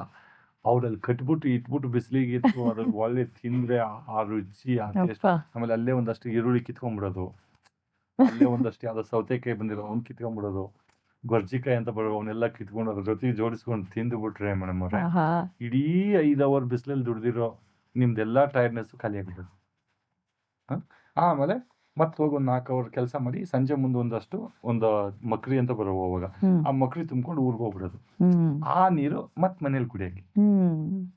ಸೊ ನಮ್ಮ ಮುತ್ತಾತನ ಕಾಲದಿಂದನೂ ನಮ್ಮ ಬ್ಲಡ್ ಅಲ್ಲಿ ಕೆರೆ ಇದೆ ಅಂತ ರೀಸೆಂಟ್ ಆಗಿ ನಾನು ರಿಯಲೈಸ್ ಮಾಡ್ಕೊಂಡಿದ್ದೆ. ಕರೆಕ್ಟ್. ಅವಾಗ್ಲೇ ಕಟ್ಟವ್ರು ನೋಡಿ ಅವ್ರು. ಅಥವಾ ಯಾವ್ದೋ ನಮ್ಮ ಮುತ್ತಾತನ ಆತ್ಮ ಯಾವ್ದಾರ ಬಂದು ನಮ್ದ್ರಲ್ಲಿ ಗೊತ್ತಿಲ್ಲ ಹೇಳಕ್ಕಾಗಲ್ಲ ಅಲ್ವಾ. ನಮ್ಮ ಮುತ್ತಾತ ಯಾವ್ದೋ ಒಂದು ಆತ್ಮ ಬಂದು ನಂದ್ರಲ್ಲಿ ಹೋಗ್ಕೊಂಡಾಯ್ತು ಕೆಲಸ, ಅಥವಾ ಏನು ದೇವ್ರು ನಮ್ಮ ಫ್ಯಾಮಿಲಿಗೆ ಅದೊಂದು ಆಶೀರ್ವಾದ. ಈಗ ನೋಡಿ ಅರುಣ್ ಅಂತ ಅವರು ಅಯೋಧ್ಯದ ಮೂರ್ತಿ ಕೆತ್ತಿದ್ದಾರೆ, ರಾಮನ್ ಮೂರ್ತಿನ. ಫಾರ್ ಎಕ್ಸಾಂಪಲ್ ಅವರು ಒಂದು ಮೊನ್ನೆ ಯಾವ್ದೋ ನಿಮ್ದು ಇಂಟರ್ವ್ಯೂ ನಾನೇ ನೋಡ್ತಾ ಇದ್ದೆ, ನಿಮ್ದೇ ಒಂದು ಇಂಟರ್ವ್ಯೂ ಅಲ್ಲೇ ನೋಡ್ತಾ ಇದ್ದೆ. ನಾನು ಏನಕ್ಕಂದ್ರೆ ನೀವು ಒಂದು ಲಿಂಕ್ ಕಳ್ಸಿದ್ರಿ ಸುಮ್ನೆ ಏನದು ಅಂತ, ನಾನು ಸುಮಾರು ಹೊತ್ತು ಅದಕ್ಕೆ ಇಂಟ್ರೆಸ್ಟ್ ಬಂದ್ಬಿಡ್ತು ನಂಗೆ. ಸೊ ಅದು ಅವ್ರದ್ದು ನನಗೊಂಥರ ಏನೋ ಸಿಮಿಲಾರಿಟಿ ನನ್ಗೆ ಇಲ್ಲ, ನಿಮ್ ಜೊತೆ ಕೂತ್ಕೊಂಡಾಗ್ಲೇ ನಂಗೆ ಅನ್ಸ್ತು, ಹಾ ಅರುಣ್ ಸರ್ ಜೊತೆ ಕೂತಂಗ್ ಅನ್ಸ್ತಿದ್ಯಲ್ಲ ಇವ್ರು ಮಾತಾಡ್ತಿದ್ರೆ, ಅಲ್ವಾ. ನಂಗೆ ನಿಜವಾಗ್ಲೂ ಹಂಗ ಅನ್ಸ್ತು. ಅದಕ್ಕೆ ಹಾ ಇಲ್ಲ ಅಂದ್ರೆ ವೈಬ್ ಅಂತ ಏನೋ ಹೇಳ್ತಾರಲ್ಲ, ಹಾ. ಅಂದ್ರೆ ಆ ಉತ್ಸಾಹ ಇರೋದಾಗ್ಲಿ, ಯಾವ್ದೋ ಒಂದು ಉದ್ದೇಶಕ್ಕಾಗಿ ನಾನು ಹುಟ್ಟಿದೀನಿ ಅನ್ನೋದನ್ನ ರಿಯಲೈಸ್ ಮಾಡ್ಕೊಂಡು ಕೆಲಸ ಮಾಡ್ತಿರೋದಾಗ್ಲಿ, ಹೌದು. ಆ ವಿಷಯಗಳು ನನಗೆ ತುಂಬಾ ಸಿಮಿಲಾರಿಟೀಸ್ ನಿಮ್ ಜೊತೆ ಅನ್ಸ್ತು. ನನಗೆ ಅದು ನಾನು ಆ ಇಂಟರ್ವ್ಯೂ ನೋಡ್ತಾ ಇದ್ರೆ, ಆಮೇಲೆ ಆ ಮನುಷ್ಯ ನೋಡಿ ನಂತರ ಕೋಲ್ಮುಖ, ನಂತರ ಹುಟ್ಟಿದ್ದಾನೆ, ಸಿಮಿಲರ್ ಏಜ್ ಅಲ್ವಾ. ಆ ಮನುಷ್ಯ ಅವ್ರ ತಾತಂದು ಅವ್ರ ಹೌದು. ಎಲ್ಲ ಒಂಥರ ಏನೋ ಒಂಥರ ಹತ್ರ. ಈ ಮನುಷ್ಯ ಮೂರ್ತಿಗೆ ಅಥವಾ ನಾನು ಕೆರೆಗೆ ಅಂತ ಹೌದು. ನನಗೆ ಆಕ್ಚುಲಿ ಅವತ್ತು ಹುಷಾರಿರಲಿಲ್ಲ. I was in a very bad situation, but still ಈ ಲಿಂಕು ನಾನು ಇವ್ರು ಹೆಂಗ್ ಮಾಡ್ತಾರೆ ಅಂತ ಒಂದು ಫ್ರೇಮ್ ನೋಡೋಣ ಅಂತ ಹೋಗಿದ್ದು. ನಾನು ಆಕ್ಚುಲಿ ಆ ಫುಲ್ ಇಂಟರ್ವ್ಯೂ ನೋಡಿದೆ. ಅವರು ಹೇಳ್ತಾ ಇದ್ದದ್ದು ನೋಡಿದ್ರೆ ನನಗೆ ನೀವು ನನ್ನ ಹಳೆ ಇಂಟರ್ವ್ಯೂ ನೋಡಿ ನೀವು. ಇವತ್ತು ಮೋಸ್ಟ್ಲಿ ಅರುಣ್ ನೋಡ್ಬಿಟ್ಟು ಅದರಿಂದ ಇನ್ಫ್ಲೂಯೆನ್ಸ್ ಆಗಿ ನಾನು ಆ ತರ ಮನುಷ್ಯನ ಬಾಡಿ ಲ್ಯಾಂಗ್ವೇಜ್ ಬಿಹೇವಿಯರ್ ಚೇಂಜ್ ಆಗ್ತದೆ. Influences no correct. ಅದಕ್ಕೆ ಫಿಲ್ಮ್ ಡೈರೆಕ್ಟರ್ಸ್ ಅವರು ಇವ್ರು ತುಂಬಾ ಅಲರ್ಟ್ ಆಗಿರ್ತಾರೆ, ಇನ್ಫ್ಲೂಯೆನ್ಸ್ ಮೀ. ಸೊ ನನ್ನ ಹಳೆ ಇಂಟರ್ವ್ಯೂ ನೋಡಿ ಹಾಗೆ ಮಾತಾಡಿದೀರಾ, ಕಾನ್ಸೆಪ್ಟೇ ನಾನು ಮಾತಾಡಿರೋದು ಮುಂಚೆನೂ ಅಲ್ವಾ. ಹಂಗೆ ನಮ್ಮ ತಾತ ಮುತ್ತಾತನ ಕಾಲದಿಂದನೂ ಎಲ್ಲೋ ಒಂಥರ ಬಂತ ಅಂತಾನೂ ಗೊತ್ತಿಲ್ಲ. ನನ್ನ ಮುಂದಿನ ಪ್ರಶ್ನೆ ಅದೇ ಇತ್ತು ಸರ್. ಈಗ ಧರ್ಮ ಕರ್ಮ ಅಂತ ಮಾತಾಡ್ತೀವಿ, ಜೀವನದಲ್ಲಿ ಇಂಥ ಧರ್ಮವನ್ನ ಇಟ್ಕೊಂಡು ಈ ಒಂದು ಬೌಂಡರೀಸ್ಗಳನ್ನ ಹಾಕೋಬೇಕು, ಈ ಲೈನನ್ನ ಈ ಗೆರೆಯನ್ನ ನಾ ದಾಟಬಾರ್ದು, ಇದು ನನ್ನ ಧರ್ಮ ಅನ್ನೋದು. ಜೀವನ ಮಾಡುವಾಗ ಒಂದು ಧರ್ಮ ಇಟ್ಕೋತೀವಿ, ಜೊತೆಗೆ ನಾ ಯಾತಕ್ಕಾಗಿ ಹುಟ್ಟಿದೀನಿ ಅನ್ನೋದನ್ನ ಅರ್ಥ ಮಾಡ್ಕೊಳ್ಳೋದು ಕರ್ಮ. ನೀವೇನ್ ಅನ್ಕೊಂಡಿದ್ದೀರಾ, ನಿಮ್ಮ ಧರ್ಮ ಏನು, ನಿಮ್ಮ ಕರ್ಮ ಏನು? ಆಕ್ಚುಲಿ ನೋಡಿ, ಕರ್ಮ ಬಂದು ಮತ್ತೆ ಧರ್ಮ ಬಂದು ನನ್ನ ಎಕ್ಸ್ಪೀರಿಯನ್ಸ್ ಪ್ರಕಾರ, ನಾನು ಸುಮಾರು ಭಗವದ್ಗೀತೆಯಿಂದ ಹಿಡ್ಕೊಂಡು ಪುರಾಣ ಪುಣ್ಯಕಥೆಗಳನ್ನು ಕೇಳ್ಕೊಂಡು ಬೆಳೆದಿರೋ ಮಗು. ನನ್ನ ಮನೆ ಇರೋದೇ ಪಕ್ಕ, ದೇವಸ್ಥಾನ ಪಕ್ಕ. ಪುರಾಣ ಪುಣ್ಯಕಥೆಗಳನ್ನೆಲ್ಲ ಕೇಳ್ಕೊಂಡು ಎಲ್ಲ. ಮತ್ತೆ ನನಗೆ ಈ ರೀಸೆಂಟ್ ಲೈಫಲ್ಲಿನೂ ಅಷ್ಟೇ, ಕಾರ್ಪೊರೇಟ್ ಲೈಫಲ್ಲಿ ಏನ್ ಗ್ಯಾಪ್ ಸಿಗ್ತಾ ಇತ್ತಲ್ಲ, ಅವಾಗ ನನಗೆ ಮಹಾಭಾರತ, ರಾಮಾಯಣ, ಭಗವದ್ಗೀತೆಗಳು, ಶಿವಪುರಾಣ, ಪುರಾಣ ಇಂಥವೆಲ್ಲಾನು ಓದ್ಕೊಂಡು ಬೆಳೆದಿರು. ಅದೆಲ್ಲಾನು ಓದಿದ ಮೇಲೇನು ಒಂದು ಅನಾಲಿಟಿಕಲ್ ಪಾರ್ಟ್ ಏನಂದ್ರೆ, ಕರ್ಮ ಮತ್ತೆ ಧರ್ಮ ಅದೆರಡು ನಿಮ್ ಕೈನಲ್ಲಿ ಇಲ್ವೇ ಇಲ್ಲ. ಅದನ್ನ ನೀವು ಬಿಹೇವ್ ಮಾಡಕ್ಕೂ ಆಗೋದಿಲ್ಲ, ನೀವನ್ನ ಆಕ್ಟ್ ಮಾಡಕ್ಕೂ ಆಗೋದಿಲ್ಲ. ಅದೊಂದು ಯಾವ್ದೋ ಒಂದು ಶಕ್ತಿ ನಡೆಸ್ತಾ ಇರುತ್ತೆ. That is what I realise. ಅದು ನಿಮ್ಮ ನಂಬಿಕೆ. ನಾನು ಯಾವತ್ತೂ ನನ್ನ ದೇವರನೆಗೂ ನಾನು ಈ ಸೋಷಿಯಲ್ ವರ್ಕ್ ಮಾಡಬೇಕು, ಜನ ಸೇವೆ ಮಾಡಬೇಕು, ನಿಸರ್ಗಕ್ಕೆ ಕೆಲಸ ಮಾಡಬೇಕು, ಅವ್ನು ಕಟ್ಬೇಕು ಯಾವತ್ತು ಅನ್ಕೊಂಡವನೇ ಅಲ್ಲ. ನನಗೆ ಅದ್ರದ್ದು ಅವಶ್ಯಕತೆನೂ ಇರಲಿಲ್ಲ. ನಾನು ಅನ್ಕೊಂಡಿದ್ದೇನೋ ಲೈಫಲ್ಲಿ ಒಂದಷ್ಟು ಅಹೆಡ್ ಇರಬೇಕು, ತುಂಬಾ ಮೆಚೂರ್ಡ್ ಆಗಿರ್ಬೇಕು. ನಮ್ಮ ಹಳ್ಳಿ ಜೀವನ, ನಮ್ಮ ಕಷ್ಟಗಳು ಮತ್ತೆ ನಮ್ಮ ನೆಕ್ಸ್ಟ್ ಜನರೇಷನ್ಗೆ ಬರಬಾರ್ದು. ಒಂದು ಲೆವೆಲ್ 2 ಲೆವೆಲ್ ರೈಸ್ ಮಾಡಿ ನಿಲ್ಲಿಸ್ಬೇಕು. ನಾನು ಎಫರ್ಟ್ ಹಾಕ್ಬೇಕು, ಮುಂದಿನವ್ರಿಗೆ ಈಸಿ ಇರುತ್ತೆ. ಅದು ಎಫರ್ಟ್ ಹಾಕೋದನ್ನ ಏನು ಇವೆ ಸ್ವಲ್ಪ ಒಂದು ಪ್ರೊಫೆಷನಲಿ ಬೆಳೆದ್ ನಿಲ್ಲೋದು, ಮತ್ತೆ ಒಂದಷ್ಟು ದುಡ್ಡುಗಳು ಮಾಡೋದು, ಒಂದಷ್ಟು ವೆಲ್ತ್ಗೋಸ್ಕರ ಓಡಾಡೋದು ಮಾಡಿ ಚೆನ್ನಾಗಿರ್ಬೇಕು ಅಂತ ಇದ್ದದ್ದು ನೋಡಿ. ಅದು ಎಲ್ಲಿಗೆ ಹಿಡ್ಕೊಂಬಂದು ಎಲ್ಲಿಗೂ ನಿಂತ್ಬಿಟ್ಟಿದೆ ನೋಡಿ. ಹಂಗೆ ಧರ್ಮ ಮತ್ತೆ ಕರ್ಮ it is not in your hand. ನೀವು ನೋಡಿ, ಒಂದು ಪಾತ್ ಇರುತ್ತೆ ಹಿಂಗೆ, ಅದು ಪಾತು ಆಲ್ರೆಡಿ ರಿಟರ್ನ್ ಡೆಸ್ಟಿನಿ. 2025 ಇದ್ನ ಹೇಳಿದ್ರೆ ಜನ ಏನ್ ಅನ್ಕೊಂತಾರೆ ಗೊತ್ತಾ, ಯಾವನ ಬುದ್ಧು ಇವನು ಯಾವ್ದ ಬುರ್ಡೆ ಬಿಟ್ಕೊಂಡು ಕೂತ್ಕೊಂಡು ಆ ಸೈನ್ಸು ಟೆಕ್ನಾಲಜಿ ಎಲ್ಲ ಎಲ್ಗ್ ಹೋಗೈತೆ ಅಂತ. ಸೈನ್ಸು ಟೆಕ್ನಾಲಜಿ ಇದೆಲ್ಲ ಅದನ್ನ ನೀವು ಅಳದು ತೂಗಿ ಲೆಕ್ಕ ಹಾಕಿ ಏನೇ ಮಾಡಿದ್ರು ವಾಪಸ್ ಇಲ್ಲಿಗೆ ಬಂದು ನಿಂದಿರೋದು ಅದು ನೋಡಿ. ಅದಕ್ಕೆ spirituality ends science start, science and spirituality start ಅಂತ. ಅದಕ್ಕೆ ಹೆಂಗ್ ಗೊತ್ತಾ ಎಕ್ಸಾಂಪಲ್, ಒಂದು ದೊಡ್ಡ ಡಾಕ್ಟ್ರು MD ಮಾಡಿದಾನೆ, ಎಲ್ಲೋ ಅಮೆರಿಕಾದಲ್ಲೋ ಎಲ್ಲೋ ಓದ್ಕೊಂಡ್ ಬಂದಿದ್ದಾನೆ. ಒಂದು ಪೇಷಂಟು ಸೊ ಅವ್ನು ಟ್ರೀಟ್ಮೆಂಟ್ ಕೊಡ್ತಾ ಇರ್ತಾನೆ, ಬಾಡಿ ಸ್ಪಂದಿಸ್ತಾ ಇರುತ್ತೆ. ಎಲ್ಲಿವರೆಗೂ ಸ್ಪಂದಿಸುತ್ತೆ ಅಲ್ಲಿವರೆಗೂ ಅವ್ನು ಸೈನ್ಸ್ ಅಂತ ಕ್ಲೈಮ್ ಮಾಡ್ತಾ ಹೋಗ್ತಾನೆ. ಯಾವತ್ ಸ್ಪಂದಿಸೋದ್ ನಿಂತೋಯ್ತು ಒಂದೇ ಮಾತಿಡೋದು, ನನ್ ಕೆಲಸ ನಾ ಮಾಡಿದೀನಿ, ನಿನ್ ದೇವ್ರ ಮೇಲೆ ಭಾರ ಅಂತ. ಅದೇ ಸ್ಪಿರಿಚುವಾಲಿಟಿ. ಈಗ ಮತ್ತೆ ಮರಳಿ ಬರೋದಾದ್ರೆ ಈಗ ನೀವು ಕೆರೆ ಅಂದ್ರೆ ಹೇಗ್ ಫಾರ್ಮ್ ಆಗುತ್ತೆ ಅದು ಅಂತ ಹೇಳಿದ್ರಿ. ಒಂದು ಮಳೆ ಬರೋದಾಗಿರ್ಬೋದು, ಸೆಟಲ್ ಆಗುತ್ತೆ, ಅದು ರೈಸ್ ಆಗುತ್ತೆ ಅಂತ ಹೇಳಿದ್ರಿ. ಈಗ ಏನ್ ಅನ್ಕೊಳ್ಳೋಣ, ಆ ಕೆರೆ ಕಂಪ್ಲೀಟ್ ಆಗಿ ಪೊಲ್ಯೂಟ್ ಆಗಿದೆ ಅನ್ಕೊಂಡ್ಬಿಡೋಣ. ಬೆಂಗಳೂರಲ್ಲಿ ನೀವು ಒಂದು ಕೆರೆ ನೋಡಿದ್ರಿ, ಯಾವ ಯಾವ ಹಂತಗಳು ಅಥವಾ ಸ್ಟೆಪ್ಸ್ ನ ನೀವು ತಗೊಳ್ಳೋದು ಆ ಕೆರೆನ ನೀವು ಕ್ಲೀನ್ ಮಾಡೋದಕ್ಕೆ? So Bangalore if U C ಈ ತರ ಇರುತ್ತೆ ನಿಮ್ಗೆ ವ್ಯಾಲೀಸ್. ಇದು ವ್ಯಾಲೀಸ್ ನ ನಮ್ಮ ಹಿರಿಯರು ಏನ್ ಮಾಡಿದ್ರು, ಅಲ್ಲಲ್ಲೇ ಚೆಕ್ ಡ್ಯಾಮ್ಗಳು ಹಾಕಿದ್ರು. ಅದಕ್ಕೆ ನಾವು ಕೆರೆ ಕಟ್ಟೆ ಅಂತೀವಿ ಕರಿತೀವಿ. ಆ ಕಟ್ಟೆ ಹಾಕಿದ್ಮೇಲೆ ಏನಾಯ್ತು, ಒಂದ್ side left waste weir, right waste weir ಅಂತ ಕರಿತೀವಿ. ಅದರಿಂದ ಒಂದು ಸ್ಲೂಯಿಸ್ ಗೇಟ್ ಅಂತ ಇಟ್ರು. ಅದಕ್ಕೆ ಇವಾಗ್ಲೂ ಅದಕ್ಕೆ ಭಾಷೆ ಬಂದು ಹಂದಿ ಮೋತಿ ಅಂತಾನೆ ಕರೆಯೋದು. ಆ ಸ್ಲೂಯಿಸ್ ಗೇಟ್ಗೆ ಹಂದಿ ಮೋತಿ ಅಂದ್ರೆ ಹಿಂಗಿರುತ್ತೆ ಅದು. ಹಿಂಗಿದ್ದಾಗ ನಿಮ್ಗೆ ಕೆರೆ 50% ಆಫ್ ದಿ ವಾಟರ್ ಇರೋವರೆಗೂ ಅದು ಹರಿಯಲ್ಲ. ಅದು ಇನ್ 50% ರೈಸ್ ಆದ್ರೆ ಮಾತ್ರ ಈ ಹಂದಿ ಮೋತಿನಲ್ಲಿ ಹಿಂಗ್ ಹೋಗುತ್ತೆ. ಅದಕ್ಕೊಂದು ವುಡ್ ಘಟ್ಟಗಳು ಅಂತ ಹೇಳಿದ್ರು, ಬೇಕಾದಾಗ ಬಿಟ್ಕೊಂಡ್ರು, ಬೇಡ. ಆಮೇಲೆ ಅವೆಲ್ಲ ಇವು ಬಂದು ಏನದು ಸ್ಲೂಯಿಸ್ ಗೇಟ್ ಸ್ಪೈರಲ್ ಎಲ್ಲ ಬಂದು. ಸೊ ಆ ತರ ಒಂದ್ ಕೆರೆ ಅಂತ ವಾತಾವರಣ ತಗೊಂಡ್ರೆ ನಿಮ್ಗೆ ಈ ತರ ಇರುತ್ತೆ. ಎಲ್ಲಾ ಕಡೆಯಿಂದ ನೀರು ಬರ್ತಾ ಇರುತ್ತೆ ಹಿಂಗೆ ಹರಿದು. ಇಲ್ಲಿ ಡೀಪ್ ಇರುತ್ತೆ ಕಟ್ಟೆ ಹತ್ರ, ಇದು ಬಂದು ಶಾಲೋ ಇರುತ್ತೆ. ಎಕ್ಸೆಸ್ ವಾಟರ್ ಓವರ್ಫ್ಲೋ ಆಗುತ್ತೆ. ಮಿಕ್ಕಿದ ವಾಟರ್ ಅದಕ್ಕೆ FTL ಅಂತ ಹೇಳ್ತೀವಿ, ಫುಲ್ ಟ್ಯಾಂಕ್ ಲೆವೆಲ್ ಅಂತ ಕರಿತೀವಿ. FTL ಲೆವೆಲ್ಗೆ ಅದು ಓವರ್ಫ್ಲೋ ಆಗ್ಬಿಡುತ್ತೆ. ಆ ಓವರ್ಫ್ಲೋನ ಹೆಂಗ್ ಹಿರಿಯರು ಫಿಕ್ಸ್ ಮಾಡಿದಾರೆ ಅಂದ್ರೆ, ಇಲ್ಲೆಲ್ಲೂ ಫ್ಲಡ್ ಆಗ್ಬಾರ್ದು, ಆ ಲೆವೆಲ್ಗೆ ಅದ್ ಇಟ್ಟಿದ್ದಾರೆ. ನೀವೊಂದು ಅಪ್ ಮಾಡಿದ್ರೆ ಫ್ಲಡ್ ಆಗುತ್ತೆ, ಡೌನ್ ಮಾಡಿದ್ರೆ ಕೆರೆ ಕೆಪಾಸಿಟಿ ಕಮ್ಮಿ ಆಗ್ತದೆ. ಸೊ ಈ 50%ಗೆ ನೀವು ಮಾತ್ರ ನೀವು ಇರಿಗೇಷನ್ ಮಾಡ್ಕೋಬಹುದು. ಅವಾಗ ಈ ಕಟ್ಟೆಯಿಂದ ಕೆಳಗಡೆ ಇರ್ತಕ್ಕಂಥದ್ದು ಅಚ್ಚುಕಟ್ಟು ಜಾಗ ಅಂತ ಕರಿತೀವಿ. ಆ ಅಚ್ಚುಕಟ್ಟು ಜಾಗದಲ್ಲಿ ನೀವು ಸ್ಲೂಯಿಸ್ ಗೇಟ್ ಓಪನ್ ಮಾಡ್ಕೊಂಡು ಎಡದಂಡೆ ಒಂದು ಬಲದಂಡೆ ಅಂತ ಮಾಡ್ಕೊಂಡು ಅವು ಎರಡೂನು ನೀವು ಓಪನ್ ಮಾಡ್ಕೊಂಡು ಇರಿಗೇಷನ್ ಮಾಡ್ಕೊಳೋದು. ಇರಿಗೇಷನ್ ಮಾಡ್ಕೊಂಡು ಆ ಲ್ಯಾಂಡ್ ಅಲ್ಲಿ ಏನೋ ಭತ್ತ ಗಿತ್ತ ಏನ್ ಬೆಳಿತೀರಿ ಆ ನೀರಲ್ಲೇ ಇಂಗ್ತದೆ. ಅದ್ರದ್ದು ಜೋಪ್ ಅಂತ ಕರಿತೀವಿ, ಅದಕ್ಕೆ ಸ್ಪ್ರಿಂಗ್ಸ್ ಅಂತ ಕರಿತೀವಿ. ಆ ಸ್ಪ್ರಿಂಗ್ಸ್ ಇಲ್ಲಿ ಬರ್ತಾ ಇರುತ್ತೆ. ನೀವು ಗಿಡ ಎಷ್ಟು ಹೇಳ್ಕೋಬೇಕು, ಎವಾಪರೇಷನ್ ಎಷ್ಟು ಆಗ್ಬೇಕು ಆಗ್ತದೆ. ಇನ್ನು ಉಳಿದಿರೋದು ಮತ್ತೆ ವಾಪಸ್ ಎಲ್ಲಿಗೆ ಬಂತು, ಜೋಪು ಆ ಕೆರೆಗೆ ಬಂತು. ಸೊ ಆ ಕೆರೆನಲ್ಲಿ ಏನು ಹಾಫ್ ನೀರ್ ಇರುತ್ತಲ್ಲ, ಅದರಲ್ಲಿ ಮೀನುಗಳು, ಅಕ್ವಾಟಿಕ್ ಲೈಫು, ಪ್ರಾಣಿ ಪಕ್ಷಿ ದನ ಕರುಗಳಿಗೋಸ್ಕರ ಅದಕ್ಕೆ ಡೆಡ್ ಲೆವೆಲ್ ಅಂತ ಹೇಳ್ತೀವಿ. 50% ಹಂಗೆ ಇರೋದು. ಹಂಗಾಗಿ ಏನಾಗೋದು, ಈ ಕೆರೆ ತುಂಬಿತು, ಓವರ್ಫ್ಲೋ ಆಯ್ತು, ಅದರಿಂದ ರಿವರ್ಗೆ ಹೋಯ್ತು, ರಿವರ್ ಇಂದ ಮತ್ತೆ ಎಲ್ಲಿಗೋಯ್ತು, ಓಷನ್ಗೆ ಹೋಯ್ತು. ಆಯ್ತಾ? ಈ ತರ ಸಿಸ್ಟಮ್ ಗ್ರಾವಿಟಿ. ಇವು ಬಂದು ಕ್ಯಾಸ್ಕೇಡಿಂಗ್ ಲೇಕ್ಸ್ ಅಂತ ಕರಿತೀವಿ, ಇಂಟರ್ಲಿಂಕಿಂಗ್ ಲೇಕ್ಸ್ ಅಂತ ಕರಿತೀವಿ ಅಲ್ವಾ. ನಮ್ದು ಬೆಂಗಳೂರು ಸುತ್ತಮುತ್ತ ಈ ತರ ಇದೆ. ನೀವು ಅದೇ UP, ಡೆಲ್ಲಿ, ಗಿಲ್ಲಿ ಆತರ ಫ್ಲಾಟ್ ಲ್ಯಾಂಡ್ ಹೋದ್ರೆ ಆತರ ಇಲ್ಲ. ಅವೆಲ್ಲ ಇಂಡಿಪೆಂಡೆಂಟ್ ಕ್ಯಾಚ್ಮೆಂಟ್ಸ್, ಇಂಡಿಪೆಂಡೆಂಟ್ ಲೇಕ್ಸ್. ಅದು ಹೆಂಗ್ ಹೋಗುತ್ತೆ? ಅದಕ್ಕೆಲ್ಲ ಇಂಟರ್ಲಿಂಕ್ನು ಇಲ್ಲ ಸುಮಾರು. ಅವು ಒಂದೇ ಇಂಡಿಪೆಂಡೆಂಟ್. ಅಲ್ಲಿ ಆದ್ರೆ ಫ್ಲಡ್ ಆಗುತ್ತೆ, ಇಲ್ಲ ಅಂತಾನೆ ಅಷ್ಟೇ ನೀರಿರುತ್ತೆ. ಅಲ್ಲೆಲ್ಲ ನಿಮ್ಗೆ ಸುಮಾರು ಕಡೆ ನೋಡಿದ್ರೆ ಕ್ಯಾಸ್ಕೇಡಿಂಗ್ ಲೇಕ್ಸ್ ಇಲ್ಲ ಅಲ್ಲಿ. ಬಟ್ ನಮ್ ಬೆಂಗಳೂರು ಎಲ್ಲಾ ಲೇಕುನು ಆಲ್ಮೋಸ್ಟ್ 90% ಕ್ಯಾಸ್ಕೇಡಿಂಗ್ ಇದೆ ಎಲ್ಲಾನು ಒಂದಷ್ಟು. ಬಟ್ ನಿಮ್ಗೆ ಹೈಯೆಸ್ಟ್ ಬೆಳ್ಳಂಡೂರು ವರ್ತೂರ್ಗೆ ಹೋಗುತ್ತೆ ನೋಡಿ. ವಾಸ್ತು ಆಫ್ ದಿ ಬೆಂಗಳೂರು ನೋಡಿ, ಬೆಳ್ಳಂಡೂರು ವರ್ತೂರ್ ನಾರ್ತ್ ಈಸ್ಟ್ ಅಲ್ಲಿ. ನಾರ್ತ್ ಈಸ್ಟ್ ಅಂದ್ರೆ ಡೌನ್ ಇರ್ಬೇಕು ಅಂತಾರೆ, ನಾರ್ತ್ ಈಸ್ಟ್ ಅಂದ್ರೆ ಡೌನ್ ಇರ್ಬೇಕು, ಸೌತ್ ವೆಸ್ಟ್ ಅಂದ್ರೆ ಅಪ್ ಇರ್ಬೇಕು. ಸೊ ಅದು ಬಂದು ದೇವ ಮೂಲೆ ಅಂತ ಕರೀತಾರೆ. ಇದನ್ನ ವಾಪಸ್ಸು ಕುಬೇರ್ ಮೂಲೆ ಅಂತ ಕರೀತಾರೆ, ಇನ್ನೊಂದು ಅಗ್ನಿ ಮೂಲೆ ಅಂತ ಕರೀತಾರೆ ಅಲ್ವಾ, ಇನ್ನೊಂದು ವಾಯು ಮೂಲೆ ಅಂತ ಕರೀತಾರೆ. ನೋಡಿ, ನೀವು ದೇವ್ ಮೂಲೆನಲ್ಲಿ ಫಸ್ಟ್ ಏನ್ ಹೋಗ್ತಾ ಇತ್ತು, ಒಳ್ಳೆ ಪ್ಯೂರ್ ವಾಟರ್ ಹೋಗ್ತಾ ಇತ್ತು.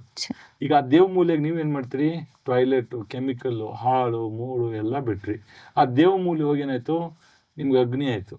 ಏನ್ ಅಗ್ನಿ ಆಯ್ತು, ಅಲ್ಲೆಲ್ಲ ಬೆಂಕಿ ಹತ್ತಿ ಫೋಮ್ ಫಾರ್ಮ್ ಆಗಿ ಎಲ್ಲ ಆಗಿ ಬೆಳ್ಳಂಡೂರು ಹೊರತು ಇಡೀ ಜಗತ್ತಿನದ್ದಂತ ನ್ಯೂಸ್ ಆಯ್ತು. ಈಗ ನಾವೇನ್ ಮಾಡಿದ್ವಿ, ಅವ್ನ ಕಾಲುವೆಗಳು ಡೆವಲಪ್ ಮಾಡಾಕಿದ್ವಿ, ಕೆರೆಗಳನ್ನ ಅರ್ಧಂಬರ್ಧ ಕೆರೆದು ಬಿಟ್ವಿ, ಕೆರೆನಲ್ಲಿ ನೀರಿಲ್ಲ, ಒಣಗೋಗಿದಾವೆ, ಅದಕ್ಕೆ ಫೋಮ್ ಬರ್ತಾ ಇಲ್ಲ. ನೀವು ಮತ್ತೆ ಅಲ್ಲಿಗೆ ಬಿಟ್ರಿ ಅಂದ್ರೆ ಕೆರೆಗೆ ಮತ್ತೆ ಫೋಮ್ ಬರ್ತದೆ. ಮೊನ್ನೆ ಬಂದಿತ್ತು ಫೋಮು, ಈಗ ಮೊನ್ನೆ ಮಳೆ ಆದಾಗೂ ಫೋಮ್ ಹಾರಕ್ ಸ್ಟಾರ್ಟ್ ಆಗಿತ್ತು. ಎಲ್ಲಿ ನಿಮ್ದು ಫ್ರಿಕ್ಷನ್ ಜಾಸ್ತಿ ಇದೆ, ವೆಲಾಸಿಟಿ, ಅದು ಫ್ಲೋ ಆಫ್ ದಿ ವಾಟರ್ ಜಾಸ್ತಿ ಆಗುತ್ತೆ, ಆವಾಗ ಅದು ಫೋಮ್ ಮತ್ತೆ ರೈಸ್ ಆಗುತ್ತೆ. ನೋಡಿ, ಇದು ಸ್ಪಿರಿಚುವಲ್ ಆಗಿರೋ ಥಿಂಕ್ ಮಾಡಿ ಅಥವಾ ಸೈಂಟಿಫಿಕ್ ಆಗಿರೋ ಥಿಂಕ್ ಮಾಡಿ, ನೀವು ಎಲ್ಲಿ ಯಾವ ಜಾಗ ಮಿಸ್ಯೂಸ್ ಮಾಡಿದಿರೋ ಅದು ನಿಮ್ಗೆ ರಿವರ್ಸ್ ಹೊಡಿತಾ ಇದೆ. ಯಮ್ಲೂರು ಇಲ್ಲೇ ಇರೋದು ಬೆಳ್ಳಂಡೂರು ಹತ್ರ. ಎಪ್ಸಿಲಾನ್ ಅಂತೆಲ್ಲ ದೊಡ್ಡ ದೊಡ್ಡ ಬಿಲ್ಡರ್ಸ್, ದೊಡ್ಡ ಅಲ್ಲಿ ದೊಡ್ಡ ಈ top industrialist icons, Wipro Premji ಎಲ್ಲ ಅದರಲ್ಲೇ ಇರೋದು ಅಲ್ವಾ. ಸೋರಾಗಿ 2022 ಫ್ಲಡ್ ಹೊಡಿತು. ಆ ಫ್ಲಡ್ ಹೊಡೆದಾಗ ಎಲ್ಲರೂ ಟ್ರ್ಯಾಕ್ಟರ್ ಅಲ್ಲಿ ಬಂದಿದ್ದ ಆಚೆ ಕಡೆ, ಮರ್ಸಿಡೀಸ್ ಬೆಂಜ್ ಗಿಂಜ್ ಎಲ್ಲ ವರ್ಕ್ ಆಗಿಲ್ಲ. ಸೊ ಇದನ್ನ ಸ್ಪಿರಿಚುವಲ್ ಅಂತೀರಾ, ಸೈಂಟಿಫಿಕ್ ಅಂತೀರಾ, ನೀವೇ ಡಿಸೈಡ್ ಮಾಡಿ. ಕರೆಕ್ಟ್. ಅಲ್ವಾ? ಸೊ ಹಾಗಾಗಿ ಇಡೀ ಬೆಂಗಳೂರು ಕೊಳಕು, ಈಗ ಫಾರ್ ಎಕ್ಸಾಂಪಲ್ ನೋಡಿ, ಬೆಳ್ಳಂಡೂರು ವರ್ತೂರ್ಗೆ ಹೋಗೋದು ಹುಳಿಮಾವಿಲ್ವಾ, ಹುಳಿಮಾವಿಂದ ಕ್ಯಾಚ್ಮೆಂಟ್ ಅಲ್ಲಿಗೆ ಲಿಂಕ್ ಆಗಿದೆ. ಹುಳಿಮಾವಿಂದನೂ ಬರೋ ನೀರು ಇಲ್ಲಿಗೆ ಬರ್ತದೆ. ಅವು ಇಷ್ಟು ನೀರು ಸೇರ್ಕೊಂಡು ಬೆಳ್ಳಂಡೂರು ವರ್ತೂರಿಗೆ ಬಂದು ಆಮೇಲೆ ಅಲ್ಲಿಂದ ಇದು ಇನ್ನೊಂದು ರೂಟ್ ಬರುತ್ತೆ. ಅದು ಹೆಂಗಂದ್ರೆ ಈ ಸಿಕಾರಿಪಾಳ್ಯ, ಎಲೆಕ್ಟ್ರಾನಿಕ್ ಸಿಟಿಯಿಂದ ಸಿಕಾರಿಪಾಳ್ಯ, ಮಾರ್ಗೋಡ್ನಹಳ್ಳಿ, ತಿರುಪಾಳ್ಯ, ಹೆಬ್ಬಗೋಡಿ, ಕಂಸಂದ್ರ, ಬಂಸಂದ್ರ, ಹೀಲೂರಿಗೆ, ಚಂದಾಪುರ, ಮುತ್ತೆನಲ್ಲೂರು, ಬಿದಿರುಗುಪ್ಪೆ, ಪೆನ್ನಾರ್, ಇದು ಒಂದು ಸ್ಟ್ರೀಮ್ ಅಂತ ಕರಿತೀವಿ ಅಲ್ವಾ. ಈಸು ಲೇಕ್ನು ಇಲ್ಲಿಗೆ ಫ್ಲೋ ಆಗ್ತದೆ. ಹಂಗೆ ಹಾಕೊಂಡು ಇವತ್ತು ದಕ್ಷಿಣ ಪಿನಾಕಿನಿ ರಿವರು ಮುರಿ ನೀರಿಂದು ರಿವರ್ ಆಗಿದೆ. ಓಕೆ, ಅದು ಮುರಿ ನೀರಿನ ರಿವರ್ ನಾವು ಮಾಡಿದ್ವಿ, ಓಕೆ ಫೈನ್. ಬಟ್ ಅದು ಹೋಗಿ ಸೂಳಗಿರಿ ಏರಿಯಾಗೆ ಹೋಗುತ್ತೆ. ಸೂಳಗಿರಿ ಏರಿಯಾದಲ್ಲಿ ಇರ್ತಕ್ಕಂಥ ಫಾರ್ಮರ್ಸು ಸಾವಿರಾರು ವರ್ಷಗಳಿಂದ ಇದೇ ನೀರಿನ ಮೇಲೆ ಡಿಪೆಂಡ್ ಆಗಿದ್ದಾರೆ, ಇದೇ ನೀರಿನಲ್ಲಿ ವ್ಯವಸಾಯ ಮಾಡ್ತಾರೆ. ಏನು ಬೆಳೀತಾರೆ ಅವರು? ಬೆಂಗಳೂರು ಅಂತ ಮಹಾನಗರಕ್ಕೆ ಏನು ಬೇಕು? ನೀವು ಗೋಧಿ, ಜೋಳ, ಕಡಲೆ, ಭತ್ತ ಹಾಕೊಂಡು ಕೂತ್ಕೊಂಡ್ರೆ ಅವೆಲ್ಲ 3 ತಿಂಗಳು 4 ತಿಂಗಳು ಕ್ರಾಪು. ಅದೇ ತರಕಾರಿ ಹಾಕ್ಬಿಟ್ರೆ ನೀವು ಕೊತ್ತಂಬರಿ, ಸೊಪ್ಪು, ಅವು ಇವು ಅಂತ ಅವೆಲ್ಲ ಒಂದು 5 ವಾರ 8 ವಾರ ಪೀಕು. ಸೊ ಅವರೆಲ್ಲ ಈ ಕಡೆ ಬಂದ್ರೆ ಸೂಳಗಿರಿಯಲ್ಲೆಲ್ಲ, ಈ ಕಡೆ ಹೋದ್ರೆ ಋಷಭಾವತಿ ಕಡೆ ಹೋದ್ರೆ ಅಲ್ಲಿ ಬೈರ್ಮಂಗ್ಲ ಅವೆಲ್ಲ ಏರಿಯಾಗಳಲ್ಲಿ ತರಕಾರಿ ಬೆಳೀತಾರೆ, ಬದನೆಕಾಯಿ, ಟೊಮೆಟೊ ಎಲ್ಲ. ಸೊ ಅವು ಏನ್ ಮಾಡ್ತವೆ, ಇದೇ ನೀರನ್ನ ಅವ್ರು ಹಾಯಿಸ್ತಾರೆ, ಇದೇ ಗಿಡಗಳು ಎಳ್ಕೊಂತವೆ, ಅದೇ ತರಕಾರಿನಲ್ಲಿ ಬರ್ತವೆ, ಸೊಪ್ಪಲ್ಲಿ ಬರ್ತವೆ, ಹುಲ್ಲಲ್ಲಿ ಬರ್ತವೆ, ಅದೇ ಹಾಲಾಗಿ ಕನ್ವರ್ಟ್ ಆಗ್ತವೆ ಅಲ್ವಾ. ಸೊ ಹಾಲಾಗಿ ಕನ್ವರ್ಟ್ ಆಗಿ ಇಮ್ಮಿಡಿಯೇಟ್ ಮಾರ್ಕೆಟ್ ಅವ್ರಿಗೆ ಫಾಸ್ಟ್ ಆಗಿ ರೈತರಿಗೆ ಏನ್ ಸಿಗಬೇಕು, ಪಾಪ ಅವ್ರು ಬಂದು ಇಲ್ಲಿ ಮಾರ್ಕಂತಾರೆ. ಮಾರಿದ್ರೆ ಏನಾಗುತ್ತೆ, ನಿಮ್ಮ ಮನೆಗೆ ಬರ್ತದೆ. ಸೊ ಆವಾಗ ನಿಮ್ಮ ಮನೆಯಲ್ಲಿ ಕುಂತು ನೀವು ಇವತ್ತು ಫ್ಲಶ್ ಮಾಡಿ ಹಾರ್ಪಿಕ್ಕು ಅದರೊಳಗೆ ಏನೇನೋ ಸ್ಟ್ರಾಂಗ್ ಹಾಕಿ ಸ್ಪಾರ್ಕ್ಲಿಂಗ್ ಮಾಡ್ಕೊಂಡು ನಿಮ್ಮ ಬಾತ್ರೂಮ್ ಮಾಡಿದ್ರಿ, ಓಕೆ ಫೈನ್, ಇವತ್ತು ಮಾಡಿದ್ರಿ. ಅದನ್ನ ನೀವು 10 ಲೀಟರ್ ಅಥವಾ ಒಂದು ಅರ್ಧ kg ವೇಸ್ಟ್ ಅನ್ನ ಹಾಕಿದ್ರಿ ಅನ್ಕೊಳ್ಳಿ, ನಿಮ್ಗೆ ಅದು ಗ್ರಾಮ್ ವೈಸ್ ಆಗಿ ವಾಪಸ್ ನೆಕ್ಸ್ಟ್ ಡೇ ಮನಿ ನಿಮ್ಮ ಮನೆಗೆ ಬರುತ್ತೆ. ಮಿಲ್ಕ್ ರೂಪದಲ್ಲಿ ಇರ್ಬೋದು, ತರಕಾರಿ ರೂಪದಲ್ಲಿ ಇರ್ಬೋದು, ಯಾವುದೇ ರೂಪದಲ್ಲಿ ಅದು again it will come back to you. Because ಆಕಾಶ ನೋಡಿ ನೀವು ಹೋಗಿದ್ರೆ ನೀವ್ ಏನ್ ಹಾಕೊಂಡು ಹೋಗಿರ್ತೀರ ಅದೇ ವಾಪಸ್ ಬರೋದು. ಎಲ್ಲಾಡ್ಕಿ ಹಾಕೊಂಡು ಹೋಗಿದ್ರೆ ಎಲ್ಲಾಡ್ಕಿ ಬರುತ್ತೆ, ಗುಟ್ಕಾ ಹಾಕೊಂಡು ಹೋದ್ರೆ ಗುಟ್ಕಾ ವಾಪಸ್ ಬರುತ್ತೆ ಅಲ್ವಾ. ಅಲ್ಲ, ಈ ಪರಿಸ್ಥಿತಿ ಹೀಗಿರುವಾಗ ಸರ್ ನಾವ್ ಏನೇನ್ ಮಾಡ್ಬೇಕು ಈಗ? ನೆಕ್ಸ್ಟ್ ಹೋಗ್ತೀನಿ. ಸೊ ಏನಾಗಿದೆ ಅನ್ನೋದನ್ನ ಹೇಳಿದೆ ಈಗ ನಿಮ್ಗೆ. ಸೊ ಈಗೇನಾಗಿದೆ, ನೀವ್ ಇಲ್ಲಿಂದ ಮೊರಿ ನೀರ್ ಬಿಟ್ರಿ, ಗಲೀಜ್ ನೀರ್ ಬಿಟ್ರಿ, ಬಿಟ್ಟಿರೋದು ಫಸ್ಟ್ ಗ್ರೌಂಡ್ ಹೋಯ್ತು, ಅದೇ ಬೋರ್ವೆಲ್ ಬರ್ತಾ ಇದೆ, ಅದಕ್ಕೆ ಆರೋ ಹಾಕ್ತಿರಿ, ಅದಕ್ಕೆ ಎಲೆಕ್ಟ್ರಿಸಿಟಿ ಖರ್ಚು ಮಾಡ್ತೀರಿ, ಮೇಂಟೈನ್ ಮಾಡ್ತೀರಿ, ಪ್ಯೂರಿಫೈ ಮಾಡ್ಕೊಂಡು ಕುಡಿತೀರಿ. ಬಟ್ ಅದ್ರಲ್ಲಿ ನಿಮ್ಗೆ ಮಿನಿಮಮ್ 100-120 ನಿಮ್ಗೆ ಮಿನರಲ್ಸ್ ಇರಬೇಕು ಅಲ್ವಾ, TDS ಇರಬೇಕು. ಸೊ ಒಂದಷ್ಟು 40-30 ಇದ್ರು ಅದು ಕುಡಿತೀರಿ, ಅದರಿಂದ ನಿಮ್ಗೆ ಮಿನರಲ್ ಡಿಫಿಷಿಯನ್ಸಿ ಎಲ್ಲ ಬರ್ತಾ ಇದೆ, ಅದನ್ನ ಟ್ಯಾಬ್ಲೆಟ್ ಮುಖಾಂತರ ತಗೊಂತ ಇದ್ರಿ. ಅದಕ್ಕೆ ಬನ್ನೇರ್ಘಟ್ಟ ರೋಡ್ ಬೀಜ ಇದೆ. ಎರಡನೇದು ಏರು, ಆ ಕೆರೆ ಇದೆ, ಕೆರೆನಲ್ಲಿ ಕೆಮಿಕಲ್ಗಳು ರಿಯಾಕ್ಟ್ ಆಗ್ತವೆ, ಏರ್ನ ಕಂಟಾಮಿನೇಟ್ ಮಾಡ್ತಾ ಇದಾವೆ, ಅದಕ್ಕೆ ಮೀಥೇನ್ ಗ್ಯಾಸ್ ಜನರೇಷನ್ ಅಂತ ಕರಿತೀವಿ. ಯಾವಾಗ ನೀವು ಒಂದ್ ಕೆರೆನಲ್ಲಿ ಗಿವೇಜು ಗಾರ್ಬೇಜು ಕೆಮಿಕಲ್ ಎಲ್ಲ ಬಿಟ್ರಿ, ಗ್ರೌಂಡು ಹಾಳು ಮಾಡ್ತು, ಅದ್ರದ್ದು ಎವಾಪರೇಷನ್ ಇಂದ ಗಾಳಿ ಬರ್ತದಲ್ಲ, ಕೆರೆ ಗಬ್ಬು ಹೊಡಿತದೆ ಅಂತಿಲ್ಲ, ಅದೇನು ಮೀಥೇನ್ ಗ್ಯಾಸ್, ಅದು ಸ್ಮೆಲ್, ಅದು ಏರ್ ಕ್ವಾಲಿಟಿನ ಹಾಳು ಮಾಡ್ತು, ಅದನ್ನು ತಗೊಂತ ಇದ್ರು. ಸೊ ಏರು ವಾಟ್ರು ಹಾಳಾಯ್ತು. ಆಮೇಲೆ ಮೀನುಗಳು ಇರ್ತದಲ್ಲ, ಎಲ್ಲ ಚಾಪ್ ಹೊಡೆದು ಫ್ರೈ ಹಾಕಿ ಕಲರ್ ಹಾಕಿ ಕೊಡ್ತಾರಲ್ಲ, ಆ ಮೀನುಗಳಲ್ಲೆಲ್ಲ ಆರ್ಸೆನಿಕ್, ಹೆವಿ ಮೆಟ್ಲು, ಕೆಮಿಕಲ್ ಅದರಲ್ಲಿ ಬಂತು. ಆಮೇಲೆ ಅದನ್ನ ಹಸುಗಳೆಲ್ಲ ಕುಡಿತಾವಲ್ಲ, ಹಾಲಲ್ಲಿ ಬಂತು. ಆ ಹುಲ್ ಮೇಯ್ತಾವಲ್ಲ, ಅಲ್ಲಿ ಮತ್ತೆ ಹಾಲಲ್ಲಿ ಬಂತು. ಇದೇ ನೀರು ಅಲ್ಲೂ ಇತರ ತರಕಾರಿ ಧಾನ್ಯಗಳಲ್ಲಿ ಬಂತು. ಸೊ ನಿಮ್ದು ಏರು ಹಾಳಾಯ್ತು, ವಾಟ್ರು ಹಾಳಾಯ್ತು, ಫುಡ್ ಹಾಳಾಯ್ತು. ಈ 3 ಹಾಳಾದ್ರೆ ಸ್ಲೀಪ್ನು ಹಾಳಾಯ್ತು ಅಂತ ಲೆಕ್ಕ. ಸ್ಲೀಪ್ ಹಾಳಾಗಕ್ಕೆ ನಿಮ್ಗೆ ಆರೋಗ್ಯ ಕೆಡ್ಬೇಕಂತೇನಿಲ್ಲ, ನಿಮ್ ತಂದೆ ತಾಯಿ ಕೆಟ್ಟರು ಸರಿ, ನಿಮ್ ವೈಫ್ ಕೆಟ್ಟರು ಸರಿ, ನಿಮ್ ಮಗುಗ್ ಕೆಟ್ಟರು ಸರಿ, ನಿಮ್ ನಿದ್ದೆ ಹಾಳು ಮಾಡುತ್ತೆ ಅಲ್ವಾ. You can't sleep in terms of money, in terms of physical tension. Correct. So ಅದಕ್ಕೆ ನಾನು ಏನ್ ಮಾಡ್ತಾ ಇದ್ದೀನಿ ಅಂತಂದ್ರೆ, ಇದೇ ಕ್ಯಾಸ್ಕೇಡಿಂಗ್ ಲೇಕ್ನ ಸ್ಟಡಿ ಮಾಡ್ಕೊಂಡು ಇವಾಗ ಒಂದೊಂದ್ ಕೆರೆಗೂ ನೀವು ಮೋರಿ ನೀರ್ ಬಿಟ್ಟಿದ್ದೀರಲ್ಲ, ಆ ಮೋರಿ ನೀರನ್ನ ಒಂದ್ ಕಡೆ 5-10% ಏರಿಯಾ ವೆಟ್ಲ್ಯಾಂಡ್ ಅಂತ ಮಾಡಿದೀನಿ, ಒಂದು ಚಾನಲೈಸ್ ಮಾಡಿದೀನಿ. ಮಾಡಿ ಕಂಪ್ಲೀಟ್ ಕೆರೆನ ಫುಲ್ ಸುವೇಜ್ ವಾಟರ್ ಎತ್ತಿದ್ದೀನಿ, ಸ್ಲಡ್ಜ್ ಎತ್ತಿದ್ದೀನಿ. ಸುವೇಜ್ ಅಂದ್ರೆ ಅದರದ್ದು ಸ್ಮೆಲ್ಲು, ಅದರದ್ದು ಕಲರು, ಅದರದ್ದು behaviour in the skin horrible. ಎಷ್ಟೋ ಜನಕ್ಕೆ ಸುಮಾರು ಪ್ರಾಬ್ಲಮ್ ಆಗಿದೆ ನಮಗೆ. ಒಂದು ಎರಡನೇ ಸ್ಲಡ್ಜು ಅಂದ್ರೆ ಅದ್ರ ಒಳಗಡೆ 70 ಬೆಡ್ ಇಂದ ಹಿಡ್ಕೊಂಡು, ಸೈಕಲ್ ಇಂದ ಹಿಡ್ಕೊಂಡು, ವೇಸ್ಟ್ ಬೈಕ್ ಇಂದ ಹಿಡ್ಕೊಂಡು ಏನೇನ್ ಸಿಕ್ಕಿಲ್ಲ ಅದರಲ್ಲಿ ಅನ್ನೋದು. Beer bottle, whisky bottle, plastic, thermocol, PET, anything you use it is in the sludge. ಅದನ್ನು ತೆಗೆದಿದ್ದೀವಿ. ತೆಗೆದು ಫ್ರೆಶ್ ಸಾಯಿಲ್ಗೆ ಹೋಗಿದ್ದೀವಿ. ಇದನ್ನು ಮಾಡಕ್ಕೆ ನಮಗೆ ಗೌರ್ಮೆಂಟು 6 ತಿಂಗಳು 1 ವರ್ಷ 2 ವರ್ಷ ಮಾಡ್ತಿದ್ದನ್ನು I started making a less time ಅಂತ. We want to bring back crystal clear water in to the lake. ಇದಕ್ಕೆ ಏನೇನು ಚಾಲೆಂಜಸ್ ಅಂತ ಹೇಳಿದಾಗ, ಒಂದು ಒತ್ತುವರಿ ಆಯಿತು, ಒಂದು ಸುವೇಜು ಗಾರ್ಬೇಜ್ ಡಂಪಿಂಗ್ ಆಯಿತು, ಎರಡನೇದು ಇದರಲ್ಲಿ ಜನರ ಮೈಂಡ್ ಸೆಟ್ಟು. ಅವ್ರಿಗೆ ಒಳ್ಳೆ ನೀರೋ ಕೆಟ್ಟ ನೀರೋ ಏನೋ ಒಟ್ಟಿನಲ್ಲಿ ಕೆರೆ ತುಂಬಿಡ್ಬೇಕು, ಸುತ್ತಮುತ್ತ ಬರೋಲ್ಲ ನೀರು ಬಂದ್ಬಿಡ್ಬೇಕು, ಅವ್ರು ಆ ನೀರು ಯೂಸ್ ಮಾಡಬೇಕು, ಆ ನೀರು ಮಾರ್ಕೋಬೇಕು, ಅವ್ರು ದುಡ್ಡು ಮಾರ್ಕೋಬೇಕು. ಅವ್ರನ್ನ ಕನ್ವಿನ್ಸ್ ಮಾಡೋ ಅಷ್ಟೊತ್ತಿಗೆ ತಲೆ ಸಿಡ್ದೋಗುತ್ತೆ. 4ನೇದು ಮೇಂಟೆನೆನ್ಸು, ಸಿವಿಕ್ ಸೆನ್ಸು. ಅಲ್ಲಿ ಜನ ವಾಕ್ ಮಾಡ್ತಾರೆ, ಜಾಗ್ ಮಾಡ್ತಾರೆ, ಎಲ್ಲ ಮಾಡ್ತಾರೆ. ಅಲ್ಲೇ ಬಿಯರ್ ಬಾಟ್ಲು ಕುಡಿಯೋದು, ಬೀಸಾಕೋದು, ಗಲೀಜು ಹಾಕೋದು, ಫುಡ್ ಬೀಸಾಕೋದು, ಇದೆಲ್ಲ ಚಾಲೆಂಜಸ್ಸು. ಇದು ಬಂದು ನಮ್ಮದು ಗ್ರೌಂಡ್ ಲೆವೆಲ್ ಇಷ್ಟು ಸಮಸ್ಯೆ ಇದೆ. ಚಿನಿ, ದೀಪ ಎಷ್ಟು ಸಮಯ ಉರಿಯುತ್ತೋ ಅಷ್ಟೇ ಹೆಚ್ಚು ಮನೆ ಸಮೃದ್ಧಿ ಆಗುತ್ತೆ. ನಿರಂತರ ಗೋಲ್ಡ್ ಡಿವೈನ್ ಪೂಜಾ ಆಯಿಲ್. ಬೆಳಕಿನ ಸಂತೋಷ ಸದಾ ಇರಲಿ. ಈ ಥರ ಎಲ್ಲ ಹಲವಾರು ಸಮಸ್ಯೆಗಳು ಒಂದು ಗೊಂದಲ ಗೂಡಿಗೆ ನಾವು ಒಂದು ಏನೋ ನ್ಯಾಚುರಲ್ ಆಗಿ ಸಿಸ್ಟಮ್ ಆಗಿ ಮಾಡೋಣ ಅಂತ ಹೋದರೆ, ಸೊ ಇವತ್ತು ಸರ್ಕಾರಗಳು ಅಪ್ರೂವಲ್ ಕೊಡೋದೇ ಇಲ್ಲ. ಅವರು ಅಪ್ರೂವಲ್ ಕೊಡಲಾರ್ದಕ್ಕೆ ಕರಪ್ಷನ್ ಇರ್ಬೋದು. ನಾವು ದುಡ್ಡು ತಂದು ನಮ್ಮ ಜಾಬ್ ಬಿಟ್ಟು ಎಲ್ಲ ಮಾಡಿ ಕೈಕಾಲು ಹಿಡ್ಕೊಂಡು ಭಿಕ್ಷೆ ಎತ್ಕೊಂಡ್ಬಂದು ನಿನಗೆ ಲಂಚ ಕೊಟ್ಬಿಟ್ಟು ನಾನು ನಿನ್ನ ಹತ್ರ ಅಪ್ರೂವಲ್ ತೊಗೊಂಡು ಕೆರೆ ಮಾಡೋಂಥ ನನಗೇನಿದೆ ಕರ್ಮ, ಇನ್ನೊಂದು ಪಾಪ ಕಟ್ಕೋಬೇಕು. ಸೊ ಅಪ್ರೂವಲ್ಗಳು ಕೊಡ್ತಾ ಇಲ್ಲ, ಅಬ್ಜೆಕ್ಷನ್ಗಳನ್ನ ಹಾಕೋದು, ಆ ಬಿಲ್ಡರು ಮಾಫಿಯಾಗಳ ಜೊತೆ ಸೇರ್ಕೊಂಡು FIRಗಳು ರೈಸ್ ಮಾಡಿಸೋದು, ಆಮೇಲೆ ಆ ಟೆಕ್ನಿಕಲ್ ಸ್ಪೆಕ್ಸ್ ಎಲ್ಲ ಹಿಡ್ಕೊಂಡು ಮಾತಾಡೋದು, ಅನ್ಸೈಂಟಿಫಿಕ್ಕು ನಾನ್ ಟೆಕ್ನಿಕಲ್ ಅಂತ ಎಲ್ಲ ಸಮಸ್ಯೆಗಳು. ಇದು ಬಂದು ಸರ್ಕಾರದ ಲೆವೆಲ್ ಆಯಿತು, ಅದು ಬಂದು ಪಬ್ಲಿಕ್ ಲೆವೆಲ್ ಆಯಿತು.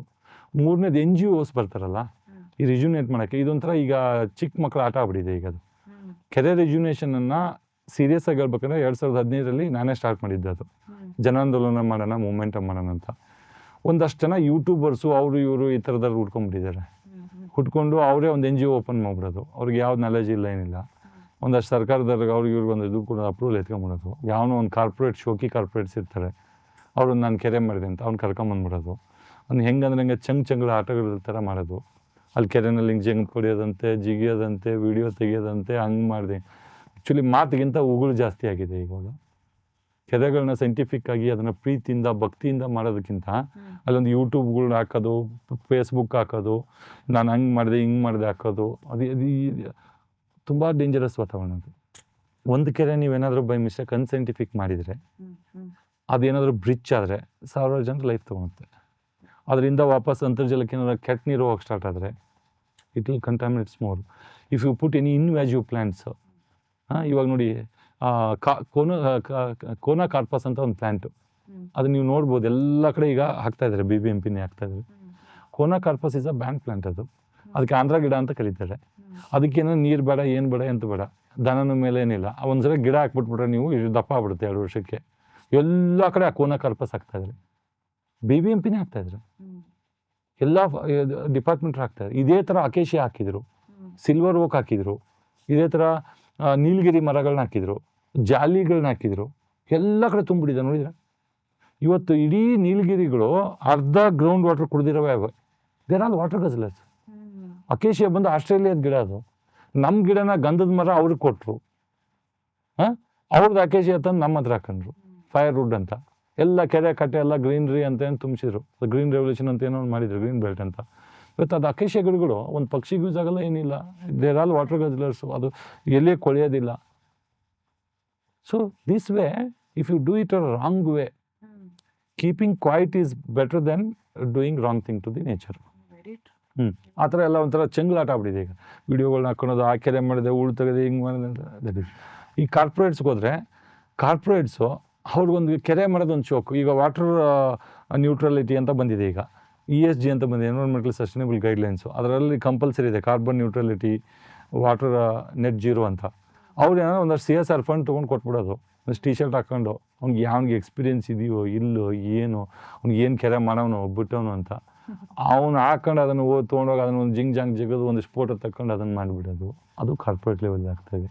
ಸೊ ಪಬ್ಲಿಕ್ ಲೆವೆಲಲ್ಲಿ ನಾನು ಹೇಳೋ ಪ್ರಕಾರ ಅವ್ರಿಗೆ ecological restoration of the water body ಬೇಕಾಗಿಲ್ಲ, ಬ್ಯೂಟಿಫಿಕೇಷನ್ ಬೇಕು, ಮತ್ತು ಒತ್ತುವರಿಗಳನ್ನೆಲ್ಲ ಬಿಡಿಸಂಗಿಲ್ಲ.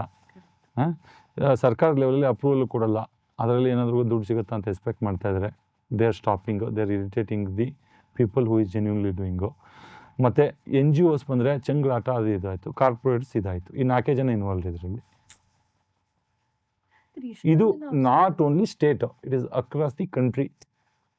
ಬಟ್ ಇಷ್ಟೊಂದೆಲ್ಲ ನಿಮ್ಗೆ ಅಡೆತಡೆಗಳು ಬಂದಾಗ ಅದ್ ಹೆಂಗೆ ನೀವು ಇನ್ನೂ ಈಗ 10 ವರ್ಷ ಆದ್ರೂ ಇದನ್ನ ಮಾಡ್ಕೊಂಡು ಹೋಗ್ತಿದ್ದೀರಾ? ನಂಬಿಕೆ, ಪಂಚಭೂತಗಳ ಆಶೀರ್ವಾದ, ಪಂಚಭೂತಗಳ ಸೇವನ ಭಕ್ತಿಯಿಂದ ಮಾಡಿದ್ದಕ್ಕೆ ಇವತ್ತು ಇಲ್ಲಿ ಕುಂತು ಮಾತಾಡ್ತಾ ಇದ್ದೀನಿ.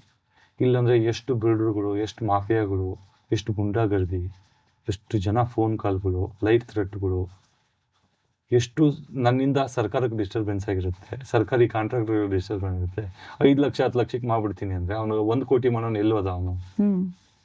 ಅವ್ರು ಏನಂತ ಜಸ್ಟಿಫಿಕೇಶನ್ ಕೊಡಬೇಕು, ಅವ್ರು ಹೆಂಗೆ ಮಾಡಬೇಕು? ಯಾವನೋ ಒಬ್ಬನ ಫೋನ್ ಮಾಡ್ತಾನೆ, ಈ ಕೆರೆ ಡೆವಲಪ್ ಮಾಡ್ತೀನಿ, ಅಲ್ಲೊಂದು ಯಾವುದೋ ಎಕ್ಸ್ ಬಿಲ್ಡ್ರ್ ಇರ್ತಾನೆ, ವೈ ಬಿಲ್ಡ್ರ್ ಮುಂದಿರ್ತಾನೆ, ಅವ್ನು ಏನಂತ ನೀನು ಎಕ್ಸ್ ಬಿಲ್ಡ್ರಿಗೆ ಇಲ್ಲಿ ಕೆರೆ ಮಾಡಿಬಿಟ್ರೆ ಏನಾಗುತ್ತೆ? ಜನರಲ್ಲಿ ಲೇಕ್ ರಿಜ್ಯುನೇಷನ್ ಮಾಡೋದ್ರಿಂದ ಗಬ್ಬು ವಾಸನೆ ಕಲ್ಸಿರೋ ಜಾಗಗಳು 2 ಕಿಲೋಮೀಟರ್ ಮುಂಚೆ ಗೊತ್ತಿರ್ತವೆ ಅಲ್ಲಿ ಕೆರೆ ಇದೆ ಅಂತ. Nobody buys the property, nobody buys the flats. The moment ರಿಜ್ಯುನೇಟ್ ಮಾಡಿ ಸ್ಪಿಕ್ ಆ್ಯಂಡ್ ಸ್ಪ್ಯಾನ್ ನಂಬರ್ 1 ಮಾಡ್ಬಿಟ್ರೆ ಅಲ್ಲಿಗೊಂದು ಜಾಗ ಸಿಕ್ಬಿಡ್ತು ಜನಕ್ಕೆ, ರಿಫ್ರೆಶ್ಮೆಂಟ್ಗೆಲ್ಲ ಒಂದು ಬ್ಯೂಟಿಫಿಕೇಶನ್, ಒಂದು ಎಲಿವೇಶನ್ ಬಂದ್ಬಿಡುತ್ತೆ. ಅಲ್ಲಿ ಆಟೋಮೆಟಿಕ್ ಅಕ್ಕಪಕ್ಕ ಇರೋ ರಾಮನ್ಗಳು ರೈಟ್ ರೈಸ್ ಆಗ್ಬಿಡ್ತವೆ. ಇವು 5 ಕೋಟಿ ಇರೋ 10 ಆಗ್ತವೆ, 4,000 ಸ್ಕ್ವೇರ್ ಫೀಟ್ ಇರೋ 6,000 ಸ್ಕ್ವೇರ್ ಫೀಟ್ ಹೋಗ್ಬಿಡ್ತಾವೆ ಫ್ಲಾಟು. ಆವಾಗ ಇವ್ನಿಗೆ ಬೆಂಕಿ ಎರ್ತದೆ, ನೀನ್ ಯಾಕೆ ಅಲ್ಲಿ ಮಾಡ್ತೀವಿ, ಇಲ್ಲಿ ಮಾಡು ಅಂತ. ಅಲ್ಲಿ ಮಾಡೋಕ್ಕಾದ್ರೆ ನಮಗೆ ದುಡ್ಡಿಲ್ಲ, ನಾವು ಮುಂದೆ ಮಾಡ್ತೀವಪ್ಪ ಅಂತೀವಿ, ನಾನು ಕೊಡ್ತೀನಿ ಮಾಡು ಅಂತಾನೆ. ಅವ್ನು ಗುಡ್ ಮಾಡಕ್ ಹೋದ್ರೆ ಪಬ್ಲಿಕ್ ಏನಂತಾರೆ, ಬಿಲ್ಡ್ರ್ ಜೊತೆ ಶಾಮೀಲಾಗಿದ್ದಾನೆ ಅಂತಾನೆ. ಈ ಥರದ್ರಲ್ಲಿ ಆಮೇಲೆ ಒತ್ತೂರು ಇದರಲ್ಲಿ ಹೈ ಇನ್ಫ್ಲುಯೆನ್ಸ್ ಆಗ್ತಾರೆ. 1/2 ಎಕರೆ ಬಿಡಲ್ಲ ನಾನು, ಹಂಗೆ ಹಿಂಗೆ ಯಾನ್ ಅದು ಒಂದು ಥರ ಪ್ರೆಸ್ಟೀಜ್ ಥರ ತಗೊಂತಾರೆ ಒಬ್ಬೊಬ್ರು. ಒಬ್ಬರು ಬಡವರು ಗಿಡವರು ನಾರ್ಮಲ್ ಆಗಿರೋರು ಒಲಿ ಬಿಡೋ ಏನೋ ಒಂದು ಕೆರೆ ಮಾಡ್ತಾನೆ ಬಿಟ್ಬಿಡ್ತಾರೆ. 100 ಜನ ಅದನ್ನ ಹೆಂಗೆ ಬಿಡಿಸ್ತಾನೆ ನೋಡ್ತೀನಿ ನಾನು ಅಂತ. MLA ಇನ್ಫ್ಲುಯೆನ್ಸು ಅವರು ಇವರು. ನನ್ನೆಲ್ಲ ಕೇಸ್ಗಳು ಅಪ್ ಟು CM ಲೆವೆಲಲ್ಲಿ ಇದ್ದಾವೆ, ಹೈಕೋರ್ಟ್ ಲೆವೆಲಲ್ಲಿ ಇದ್ದಾವೆ, ಸದನದಲ್ಲಿ ಡಿಸ್ಕಸ್ ಆಗಿದ್ದಾವೆ. ನನಗೆ ಏನು ಹೇಳಿ, ಅವ್ನು ಸ್ಟಾಪ್ ಮಾಡಬೇಕು ಅಂತ ಎನ್ಕರೇಜ್ ಮಾಡೋಕ್ಕಲ್ಲ, ಸದನದಲ್ಲಿ ಡಿಸ್ಕಸ್ ಆಗಿದ್ದಾವೆ. CM ಆಫೀಸಿಂದ ಇನ್ಫ್ಲುಯೆನ್ಸ್ ಮಾಡಿ FIR ಹಾಕ್ಸಿದ್ದಾರೆ ನನ್ನ ಮೇಲೆ. ದೇವರ ಆಶೀರ್ವಾದ ಪಂಚಭೂತಗಳಿಂದ ನಾನು ನಿಯತ್ತಾಗಿದ್ದೆ, ಧರ್ಮವಾಗಿದ್ದೆ. ಯಾವುದೋ ಒಂದು ಜಡ್ಜು ನನಗೊಂದು ಬೇಲ್ ಕೊಡ್ತು, ಎಲ್ಲ ಮಾಡ್ತು, ಇವತ್ತು ಇಲ್ಲಿ ಕುಂತಿದ್ದೀನಿ. ಹೈಕೋರ್ಟಲ್ಲೂ ದೇವರ ಆಶೀರ್ವಾದ ಸಪೋರ್ಟ್ ಮಾಡ್ತು, ಇಲ್ಲಿ ಕುಂತಿದ್ದೀನಿ. ಇಲ್ಲಾಂದರೆ ಅವ್ರು ಹಾಕಿರೋ ಕೇಸು ನಾನು ಟ್ರೆಸ್ ಪಾಸಿಂಗ್ ಅಂತೆ, and destroying the lake ecosystem ಅಂತೆ. ಅಯ್ಯೋ, ಟ್ರೆಸ್ ಪಾಸಿಂಗ್ ಅಂದ್ರೆ ಮನೆ ಕಟ್ಟಿದ್ನಾ, ನಾನೇನು ಅಗ್ರಿಕಲ್ಚರ್ ಮಾಡ್ತಾ ಇದ್ದೀನಾ, ಬೇಲಿ ಹಾಕೊಂಡ್ ಕುಂತ್ನಾ? ಇದ್ದವ್ರನ್ನ ಬಿಡ್ಸಕ್ ಓಡಾಡ್ತೀವಿ. 92 ಎಕರೆ ಒತ್ತುವರಿ ಕ್ಲಿಯರ್ ಮಾಡಿದ್ದೀನಿ ಒಬ್ಬನೇ ಫೈಟ್ ಮಾಡಿ. 92 acres into 20 crore rupees per acre ಅಂದ್ರೆ 1,800 crores property I brought back. ನೋಡಿ, ಅದು ಕ್ಯಾಮ್ರಾ ಮುಂದೆ ಹೇಳ್ಬೇಕಂದ್ರೆ ಗಟ್ಸ್ ಇದ್ದು ಮಾಡಿದ್ರೇನೆ ಹೇಳಕ್ಕಾಗೋದು. ನಾವೇನೋ ಹೊಲಸು ಇವರಲ್ಲ, ಏನೋ ಸುಳ್ಳು ಹೇಳ್ಕೊಂಡ್ರೆ ಅವರಲ್ಲ ನಾವು. ಒಂದು ಕೆರೆ ಮಾಡೋದು ಭಾಳ ಈಸಿ. ಅದನ್ನು ಭಿಕ್ಷೆ ಎತ್ಕೊಂಡು ದುಡ್ಡು ತಂದು ಇವ್ರು ಕಾಲ್ ಹಿಡಿದು ಅಪ್ರೂವಲ್ ಮಾಡಿ, ಆ ಜನಗಳನ್ನೆಲ್ಲ ಕನ್ವಿನ್ಸ್ ಮಾಡಿ, ಆ ಕೆರೆನ ಮಾಡಿ ಅದನ್ನು ಉಳಿಸಿ ಬೆಳೆಸಿ ನೋಡ್ಕೊಂಡು ಹೋಗೋದಿದೆಯಲ್ಲ, ಅಷ್ಟು ಈಸಿ ಅಲ್ಲ. ನಿಮ್ ತರ ಆಗ್ಬೇಕಂದ್ರೆ ಏನಾಗ್ಬೇಕು? ನನ್ ಗತಿ ಆಗ್ಲೇಬೇಡಿ ಅಂತ ನಾನು ಹೇಳ್ತಾ ಇದ್ದೆ ಆಕ್ಚುಲಿ. ಅಲ್ಲ, ಮುಂದೆ ಕೂಡ ಲೇಕ್ ಮ್ಯಾನ್ ಆಫ್ ಇಂಡಿಯಾ ಅಂತ ಪರಿಸ್ಥಿತಿ ಹೆಂಗಿದೆ ಅಂದ್ರೆ ಮೇಡಮ್, ಇವತ್ತು ನಾವು ಏನೋ ಒಂದು ಮಾಡೋಣ ಅಂತ ಬಂದು ಏನೋ ಒಂದು ಸಾಧನೆ ಮಾಡೋಣ ಅಂತ ಈಗ ಏನಾಗಿದೆ, ಒಂದ್ಸತಿ ಅಂಡರ್ ಒಳಗೆ ಇಳಿದ್ಬಿಟ್ಟಿದೀವಿ ನಾವು. ಗೊತ್ತಾ ನಿಮ್ಗೆ? ರೌಡಿಗಳು ಹೇಳ್ತಾ ಇರ್ತಾರೆ ನೋಡಿ, ಒಂದ್ಸತಿ ಅದ್ರಾಗ ಇಳಿದ್ಮೇಲೆ ಲಾಂಗ್ ಆಡಿಸ್ತಾನೇ ಇರ್ಬೇಕಂತೆ. ನೀನ್ ಲಾಂಗ್ ನಿಲ್ಸಿದ್ರೆ ನಿನ್ ಎತ್ತಾರೆ. ಹಂಗೆ ಇದಕ್ಕೆ ಇಳಿದ್ಬಿಟ್ಟಿವಿ ನಾವು, ಏನೋ ಒಂದು ಮಾಡ್ಬೇಕಂತ. ಇವತ್ತು ಎಷ್ಟು ಕಷ್ಟದ ಪರಿಸ್ಥಿತಿ, ಎಷ್ಟು ನೋವಾಗ್ತದೆ ಅಂದ್ರೆ, ಒಬ್ನು ಇಲ್ಲಿವರೆಗೂ 10 ವರ್ಷಗಳಿಂದ 18 ತಾಸು ಕೆಲಸ ಮಾಡ್ತೀನಿ. ಒಂದಲ್ಲ 12 ರಾಜ್ಯಗಳು ಇಷ್ಟು ಮಾಡ್ತಿಲ್ಲ. ಒಬ್ಬರು ಬಾಯಿಲ್ಲ ಒಳ್ಳೆ ಕೆಲಸ ಮಾಡಿದ್ಯಾ ಅಂತ ಬಂದೂ ಇಲ್ಲ, ಬರೋದೂ ಇಲ್ಲ. ಸನ್ಮಾನ ಮಾಡೋದು, ಅಪ್ರಿಷಿಯೇಟ್ ಮಾಡೋದು ಅದ್ರ ಸೆಕೆಂಡ್ರಿ, ಅದು ಬೇಡವೇ ಬೇಡ ನನಗೆ. ನನ್ನ ಸನ್ಮಾನ ಅವಮಾನ ಅಲ್ಲಿದೆ ಮೇಲೆ, ಅಲ್ಲಾಗತ್ತೆ. ಅದೇ ಖುಷಿ ನನಗೆ. ನನ್ನ ಹೆಂಡತಿ, ನನ್ನ ಮಗಳು, ನನ್ನ family, they are the happiest people. They appreciated A lot. ಅವರು ಒಂದು ಬ್ಲೆಸ್ಸಿಂಗು ಅಲ್ವಾ? ಇಲ್ಲ ಅಂದಿದ್ರೆ ಮೇಡಮ್, ಇಷ್ಟೊತ್ತಿಗೆ ಐ ಸಪೋಸ್ ಟು ಬಿ ನಾವು ಆ್ಯಕ್ಚುಲಿ ಹೆಲ್ತ್ ಹಾಳಾಗಿದೆ, ಸುಮಾರು ಪ್ರಾಬ್ಲಮ್, ಒಳ್ಳೆ ವೆಲ್ ಪೇಡ್ ಸ್ಯಾಲ್ರೀಸ್ ಎಲ್ಲ ಬಿಟ್ಟು ಎಕನಾಮಿಕಲಿ ಎಲ್ಲ ಡ್ರಾಪ್ ಆಗಿ ಸುಮಾರು ಒದ್ದಾಡಿದ್ದೀವಿ. ಬಟ್ ಇವತ್ತಿಗೂ ಯಾಕೆ ಜರ್ನಿ ನಿಲ್ತಾ ಇಲ್ಲ ಅಂದರೆ, ಎವ್ರಿ ಡೇ ನೈಟ್ ಅನ್ಕೊತೀನಿ ಸಾಕು ಸವಸ ಇನ್ ಲೇಕ್ ಅಂತ. ಬೆಳಿಗ್ಗೆ ಎದ್ದಾಗ ಇವತ್ತೊಂದು ದಿವಸ ಟ್ರೈ ಮಾಡೋಣ ಅಷ್ಟೇ. ಅದೇ ಸರ್, ಏನ್ ಅನ್ಸ್ಬೋದು, ಏನಿರ್ಬೋದು ಕಾರಣ ನಿಮ್ಗೆ? ಕೆರೆ ಅಂದ್ರೆ ಅಷ್ಟೊಂದು ಅಟ್ಯಾಚ್ಮೆಂಟು ಏನಂತ ಗೊತ್ತಿ, ನೀವು ನೋಡಿ, ಒಂದು ದಿವಸಕ್ಕೆ ಒಂದು 10,000 ಟೈಮ್ ನಾನು ಲೇಕ್ ಅಂತ ಇರ್ತೀನಿ. ನನ್ನ ಹೆಂಡತಿ ನನ್ನ ಮಕ್ಕಳು ಜೋಕ್ ಮಾಡ್ತಾ ಇರ್ತಾರೆ, ಏನ್ ಇವತ್ತು ನಿಮ್ ಪಪ್ಪ ಯಾಕೆ ಲೇಕ್ ಅಂದೇ ಇಲ್ಲ ಅಂತ. ನನ್ನ ಪರ ನೀವು ಅಂದ್ರಲ್ಲಮ್ಮ ಅಂತೀನಿ. ಬಿಕಾಸ್ ನನಗೆ ಬರೋವೆಲ್ಲ ಲೇಕ್ ಕಾಲ್ಗಳು, ಮಾತಾಡೋರು ಲೇಕು, ಕೂಂತ್ರ ಲೇಕು, ನಿಂತ್ರ ಲೇಕು. ಸಿ ಅದೇನೋ ಒಂಥರ ಪ್ಯಾಷನ್, ಅವೆಲ್ಲ ದೊಡ್ಡ ದೊಡ್ಡ ಇಂಗ್ಲೀಷ್ಗಳು ನಮ್ಗೆ ಗೊತ್ತಿಲ್ಲ, ಬಟ್ ನನಗೇನೋ ಒಂಥರ ಖುಷಿ. ಆಮೇಲೆ ನೀವು 35 ಮಾಡಿದೀನಿ, 117 ಅಕ್ರಾಸ್ ಕಂಟ್ರಿ ಮಾಡಿದೀನಿ, ಸುಮಾರು ಸಾವಿರಾರು ಲೇಕ್ಗಳಿಗೆ ಅಡ್ವೈಸ್ ಮಾಡ್ತಾ ಇದ್ದೀನಿ. I am with top fortune 500 companies who is building across the country. I am with them, including Tata, including big all the companies. I'm with them, I'm advising them, I'm supporting them. ಆಮೇಲೆ ನನಗೆ ಹುಷಾರಿಲ್ಲ, ನೀರಿಲ್ಲ, ಊಟ ಇಲ್ಲ, ಏನಿಲ್ಲ ಅಂದ್ರೆ I keep travelling, enjoying. Lake ಅಂದ್ರೆ ಅಲ್ಲಿಗೆ ನನಗೆ ಸಾಕು ಅನಿಸ್ತಾ ಇಲ್ಲ, ಆಹಾಕಾರ ನಂಗೆ ಲೇಕು ಅಂದ್ರೆ ಸಾಕು ಅನ್ಸ್ತಿಲ್ಲ, ಬೇಕು ಅನ್ಸ್ತಿದೆ.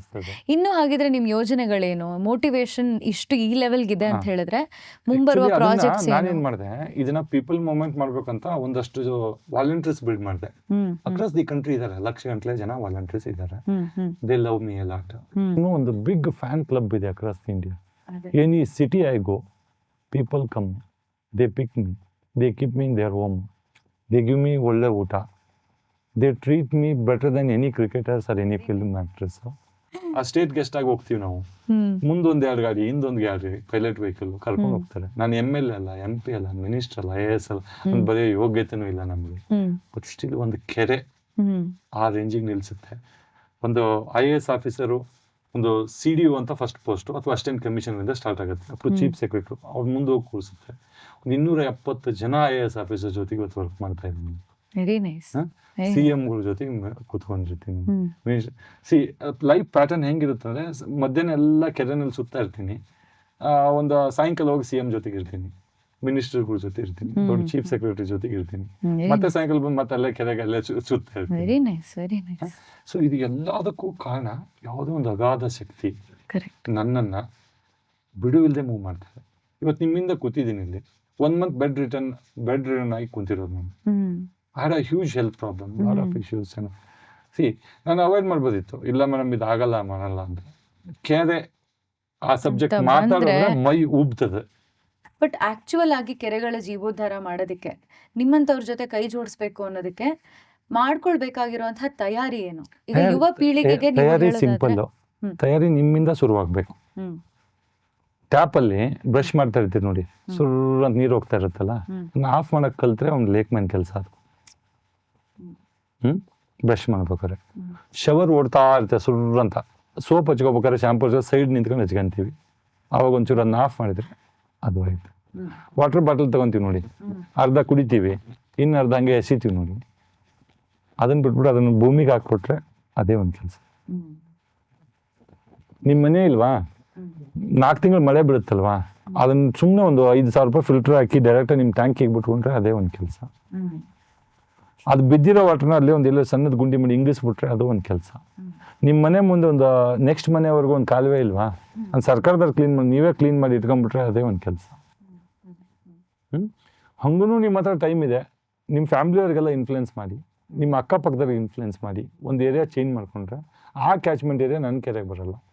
ಅದು ಬಂದಿಲ್ಲ ಕಂಟಾಮಿನೇಷನ್ ಅಂದ್ರೆ ನನ್ನ ಕೆಲಸ ಇರಲ್ಲ, ನಾನು ಇನ್ನೊಂದಿಷ್ಟು ಕೆರೆ ಮಾಡ್ಬೋದು ಅಲ್ವಾ. ಅದಕ್ಕೂ ಇನ್ನೂ ಜಾಸ್ತಿ ಇದಿದ್ಯಾ, ಖರ್ಚಿದ್ಯಾ, ನಿಮ್ಮ ಪಕ್ಕದ ಕೆರೆಗೆ ಹೋಗಿ ಒಂದು 10 ಜನ ಕರ್ಕೊಳ್ಳಿ, ಕಚರ ಪಚರ ಬಿಸಾಕಿರೋದನ್ನ ಜೊತೆಗೆ ವಾಲಂಟಿಯರ್ ಕ್ಲೀನ್ ಮಾಡಿ, ಅಥವಾ ಅದನ್ನ ಯಾರ ಕೈಲಿರ ಮಾಡಿಸಿ. ಕೆರೆಗಳು ಅನಾಥವಾಗಿದ್ದಾವೆ, ತಂದೆ ತಾಯಿ ಇಲ್ಲ ಅವಕ್ಕೆ, ಅವು ನಮ್ಮ ತಂದೆ ತಾಯಿ ಇದ್ದದ್ದು ಈಗ ಅವು ಆರ್ಫನ್ ಆಗಿದ್ದಾವೆ, ಅದಕ್ಕೊಬ್ರು ಕನೆಕ್ಟ್ ಬೇಕಾಗಿದೆ. ಅದಕ್ಕೆ ಹೋಗಿ ಅದಕ್ಕೆ ಕೈ ಜೋಡಿಸ್ಬೇಕು ಅಂತಂದ್ರೆ ನೀವು ನಿಮ್ದೆಲ್ಲ ಜೀವನ ತ್ಯಾಗ ಮಾಡಿ ಮಾಡಿ ಮಾಡಿ ಅಂತಲ್ಲ, ದಿನದ ನೀವು 8 ತಾಸುಗಳಲ್ಲಿ ಅಥವಾ 10 ತಾಸುಗಳಲ್ಲಿ ಲೈವ್ ಇರ್ತೀರಾ, ಇನ್ ಮಿಕ್ಕಿದ್ ಮಲಗಿರ್ತೀರಾ ಅನ್ಕೊಳ್ಳಿ. ಆ ಲೈವ್ ಇದ್ದಾಗ ಆ ವಾಟರ್ ರೆಸ್ಪೆಕ್ಟ್ ಕೊಡೋದು, ಅದನ್ನ ಒಂದು ಕೇರ್ಫುಲ್ ಆಗಿ ಯೂಸ್. ನಾನು ಎಂಜಾಯ್ ಮಾಡಬೇಡಿ ಅಂತ ಹೇಳಿಲ್ಲ, ನಾನು ಶವರ್ ತಗೋಬೇಡಿ, ಟಬ್ಬಲ್ಲಿ ಸ್ನಾನ ಮಾಡ್ಬೇಡಿ, ಸ್ವಿಮ್ಮಿಂಗ್ ಪೂಲಲ್ಲಿ ಮಾಡ್ಬೇಡಿ. ನೀರಿರೋದೇ ನಮ್ಗೆ, ನೀರಿರೋದೇ ಎಂಜಾಯ್ ಮಾಡಕ್ಕೆ, ಅದು ಇರೋದೇ ಫ್ರೀ ಕಮ್ಯುನಿಟಿ. ಅದು ಭಗವಂತ ಕೊಟ್ಟಿರೋ ಪಂಚಭೂತಗಳಲ್ಲಿ ಒಂದು. ಬಟ್ ರೆಸ್ಪೆಕ್ಟ್ಫುಲ್ ಆಗಿ ಭಕ್ತಿಯಿಂದ ಯೂಸ್ ಮಾಡಿ. Very nicely shed. ಈಗ ನನ್ನ ಫೇವ್ರೆಟ್ ಕ್ವೆಶ್ಚನ್ ಏನಂದ್ರೆ, ನಿಮ್ಗೆ ಕನಸು ಬೀಳುತ್ತಾ, ಬಿದ್ರೆ ಎಂತ ಕನಸುಗಳು ಬೀಳುತ್ತೆ ನಿಮ್ಗೆ? ನೋಡಿ, ನನಗೆ ಒಂದು ನಿಜವಾಗಿ ಹೇಳ್ಬೇಕಂದ್ರೆ ಸತ್ಯವಾಗಿ ಇವತ್ತಿನವರೆಗೂ ಕೆರೆ ಕನಸು ಒಂದು ಬಿದ್ದಿಲ್ಲ ನನಗೆ. 10 ವರ್ಷದಲ್ಲಿ ನಾನು ಒಂದು ದಿವಸ ಒಂದು ಕೆರೆ ಕನಸೇ ಬಿದ್ದಿಲ್ಲ ನನಗೆ. ನನಗೆ ಕನಸುಗಳು ಬೀಳೋದು ಎಂತಂದ್ರೆ, ಈ ಒಂಥರ ಏನಂದ್ರೆ ಡಿಸ್ಟ್ರಕ್ಷನ್ ಆಗ್ತಾ ಇರೋದು, ಆ ಥರ ಬೇಜಾನ್ ಕನಸುಗಳು ಬೀಳುತ್ತೆ ನನಗೆ. ಹೆಂಗಂದ್ರೆ, ಫಾರ್ ಎಕ್ಸಾಂಪಲ್ ನಾನು ಕುಂತಿರ್ತೀನಿ, ದೊಡ್ಡದು ಎತ್ತರ ನೀರು ಬಂದಂಗೆ ಆಗುತ್ತೆ ಫುಲ್ಲು, ನನಗನ್ಸಿ ಎಷ್ಟೋ ಸತಿ ಎದ್ದು ನೀರು ಕುಡಿದು ಮಲ್ಕೊಂಡಿದ್ದು ಆಗಿತ್ತು ನಂಗೆ. ಹೆಂಗಂದ್ರೆ ಅಷ್ಟು ಸುನಾಮಿ ತರದ್ದು ನೀರು ಎದ್ದು ಬರ್ತಾ ಇದ್ರೆ ಇದ್ರಲ್ಲಿ ಹೆಂಗ್ ಉಳಿಯೋದು ಹೆಂಗ್ ಎಷ್ಟೋ ಸತಿ ನಾನು ಎದ್ದು ನೋಡ್ಕೊಂಡಿದ್ದೀನಿ ಬದುಕಿದೀನ ಅಥವಾ ನೀರಲ್ಲಿ ಕೊಚ್ಚೋಗ್ಬಿಟ್ನ ಅಂತ ಕನಸುಗಳು ಒಂದಷ್ಟು. ಇನ್ ಮಿಕ್ಕಿದ್ದು ಇರ್ತಾವೆ ಸ್ಕೂಲು ಪಾಲು ಎಕ್ಸಾಮ್ ಬರೆಯವು ಆ ಟೆನ್ಷನ್ ಅವೇ ಬರೀ ಕನಸುಗಳು. ಏನಾರೆ ಎಕ್ಸಾಮ್ ಬಂದ್ಬಿಟ್ಟಂಗೆ ಇನ್ನೇನು ನಾಡ್ದು ಅಷ್ಟೊತ್ತಿಗೆ ನಾನು ಇನ್ನೂ ಪ್ರಿಪೇರ್ ಆಗಿಲ್ಲ, ಏನ್ ಮಾಡ್ಬೇಕಂತ ಗೊತ್ತಿಲ್ಲ, ಇಂತ ಹೊಲಸ್ ಕನಸುಗಳೇ ಜಾಸ್ತಿ. ಏನಾದ್ರೆ ಎಕ್ಸಾಮ್ ಬಂದಂಗ ಆಗೋದು ಅಥವಾ ಯಾವ ಕಿರಿಕಿರಿ ಗದ್ದಲಗಳು ಬೆಳೆಯೋದು. ನಿಜವಾಗ ಕೆರೆ ಕನಸು ಇವತ್ತಿನವರೆಗೂ ಒಂದು ಬಿದ್ದಿಲ್ಲ ನನ್ನ ನೆನಪಿರೋ ಪ್ರಕಾರ. ಬಿಕಾಸ್ ಕನಸಲ್ಲಿ 2 ತರ ಇರ್ತವೆ. ಒಂದು ಕನಸು ನಿಮ್ ಮೆಮರಿನಲ್ಲಿ ಇರುತ್ತೆ, ಒಂದು ನೀವು ಮರ್ತೇ ಹೋಗ್ಬಿಟ್ಟಿರ್ತೀರ. ಬಟ್ ಎರಡರಲ್ಲೂ ಇಲ್ಲಿವರೆಗೂ ಕೆರೆ ಪರೆ ಬಂದಿಲ್ಲ. ಸುಮ್ನೆ ಏನೋ ಒಂದು ಹೇಳ್ಬಾರ್ದಲ್ವಾ, ಸತ್ಯ ಹೇಳ್ಬೇಕು. ಹಾಗಾದ್ರೆ ನಿಮ್ ಜೀವನದ ಕನ್ಸಲ್ಲಿ ಈಗ 35ರಿಂದ 45 ಒಂದ್ ಹಂತ, ನೆಕ್ಸ್ಟ್ ಈಗ 55ರೊಳಗೆ ಇಂತಿಂತ ಕನ್ಸಿದ್ಯಪ್ಪ ನನಗೆ ನಾನು ಆಕ್ಚುಲಿ ನೋಡಿ 2017ರಲ್ಲಿ ಒಂದು ಪೇಪರ್ ಅಲ್ಲಿ ನಾನು ಹೇಳಿದ್ದೆ 2025ಕ್ಕೆ 45 ಕೆರೆ ಮಾಡ್ತೀನಿ ಬೆಂಗಳೂರಲ್ಲಿ. ಅಫ್ಕೋರ್ಸ್ 35 ಮಾಡಿದೀನಿ. 10 ಕಮ್ಮಿ ಆಗೋ ಕಾರಣವೇ ಸರ್ಕಾರ, ಜನ, ಇನ್ಕ್ಲೂಡಿಂಗ್ ಮೀಡಿಯಾನು ಸುಮಾರು ಪಾಸಿಟಿವ್ ಆಗಿ ಸಖತ್ತಾಗಿ ಬರೆದು ಇವತ್ತಿಲ್ಲಿ ಕೂಡಿಸಿದ್ದಾರೆ, ಇಲ್ಲ ಅಂತಲ್ಲ.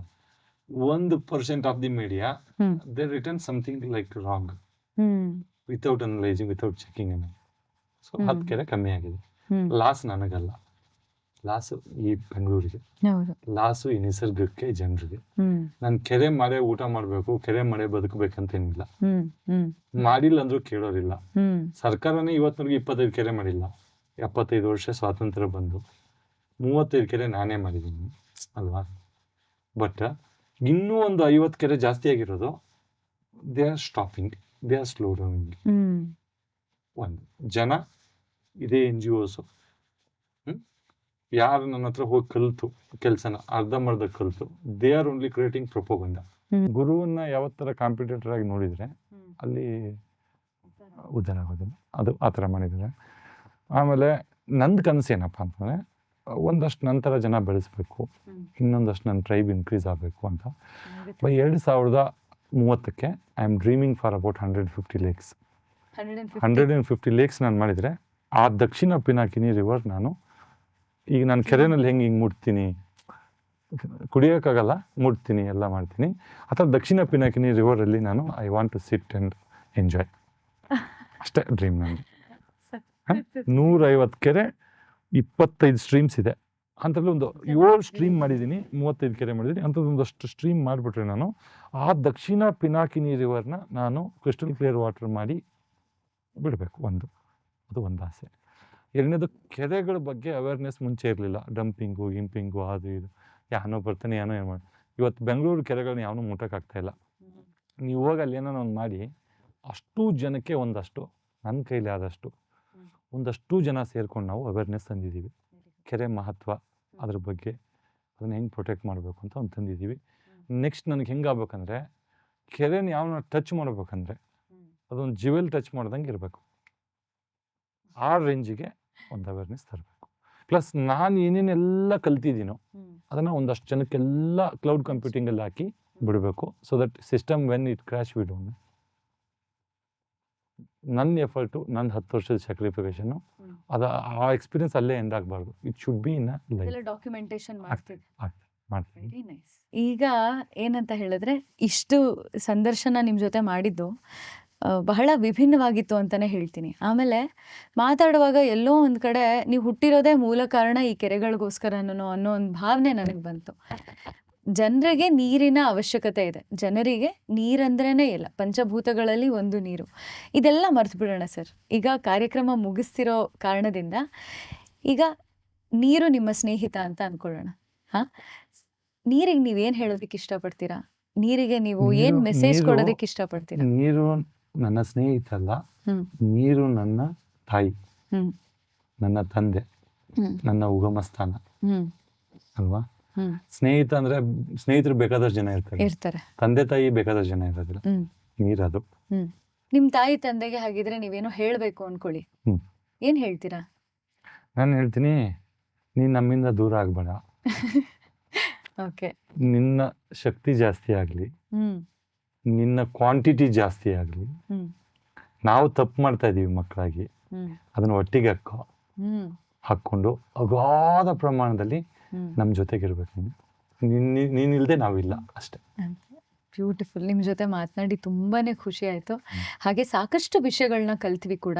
ನಮ್ಮ ವೀಕ್ಷಕರು ಅಥವಾ ಕೇಳಿಸ್ಕೊತಿರೋರು ಕೂಡ ಹೇಳ್ತಾರೆ, ಕೆರೆ ಅಂತ ಅಂದ ತಕ್ಷಣ ನಮಗೆ ಒಂದು ಡ್ರಾಯಿಂಗ್ ಅಥವಾ ಪೇಂಟಿಂಗ್ ನೆನಪಾಗಬಹುದು, ಅಥವಾ ಹಾಗೆ ರೋಡಲ್ಲಿ ಹೋಗುವಾಗ ಸೈಡಲ್ಲಿ ನೋಡೋ ಕೆರೆ ನೆನಪಾಗ್ಬೋದು.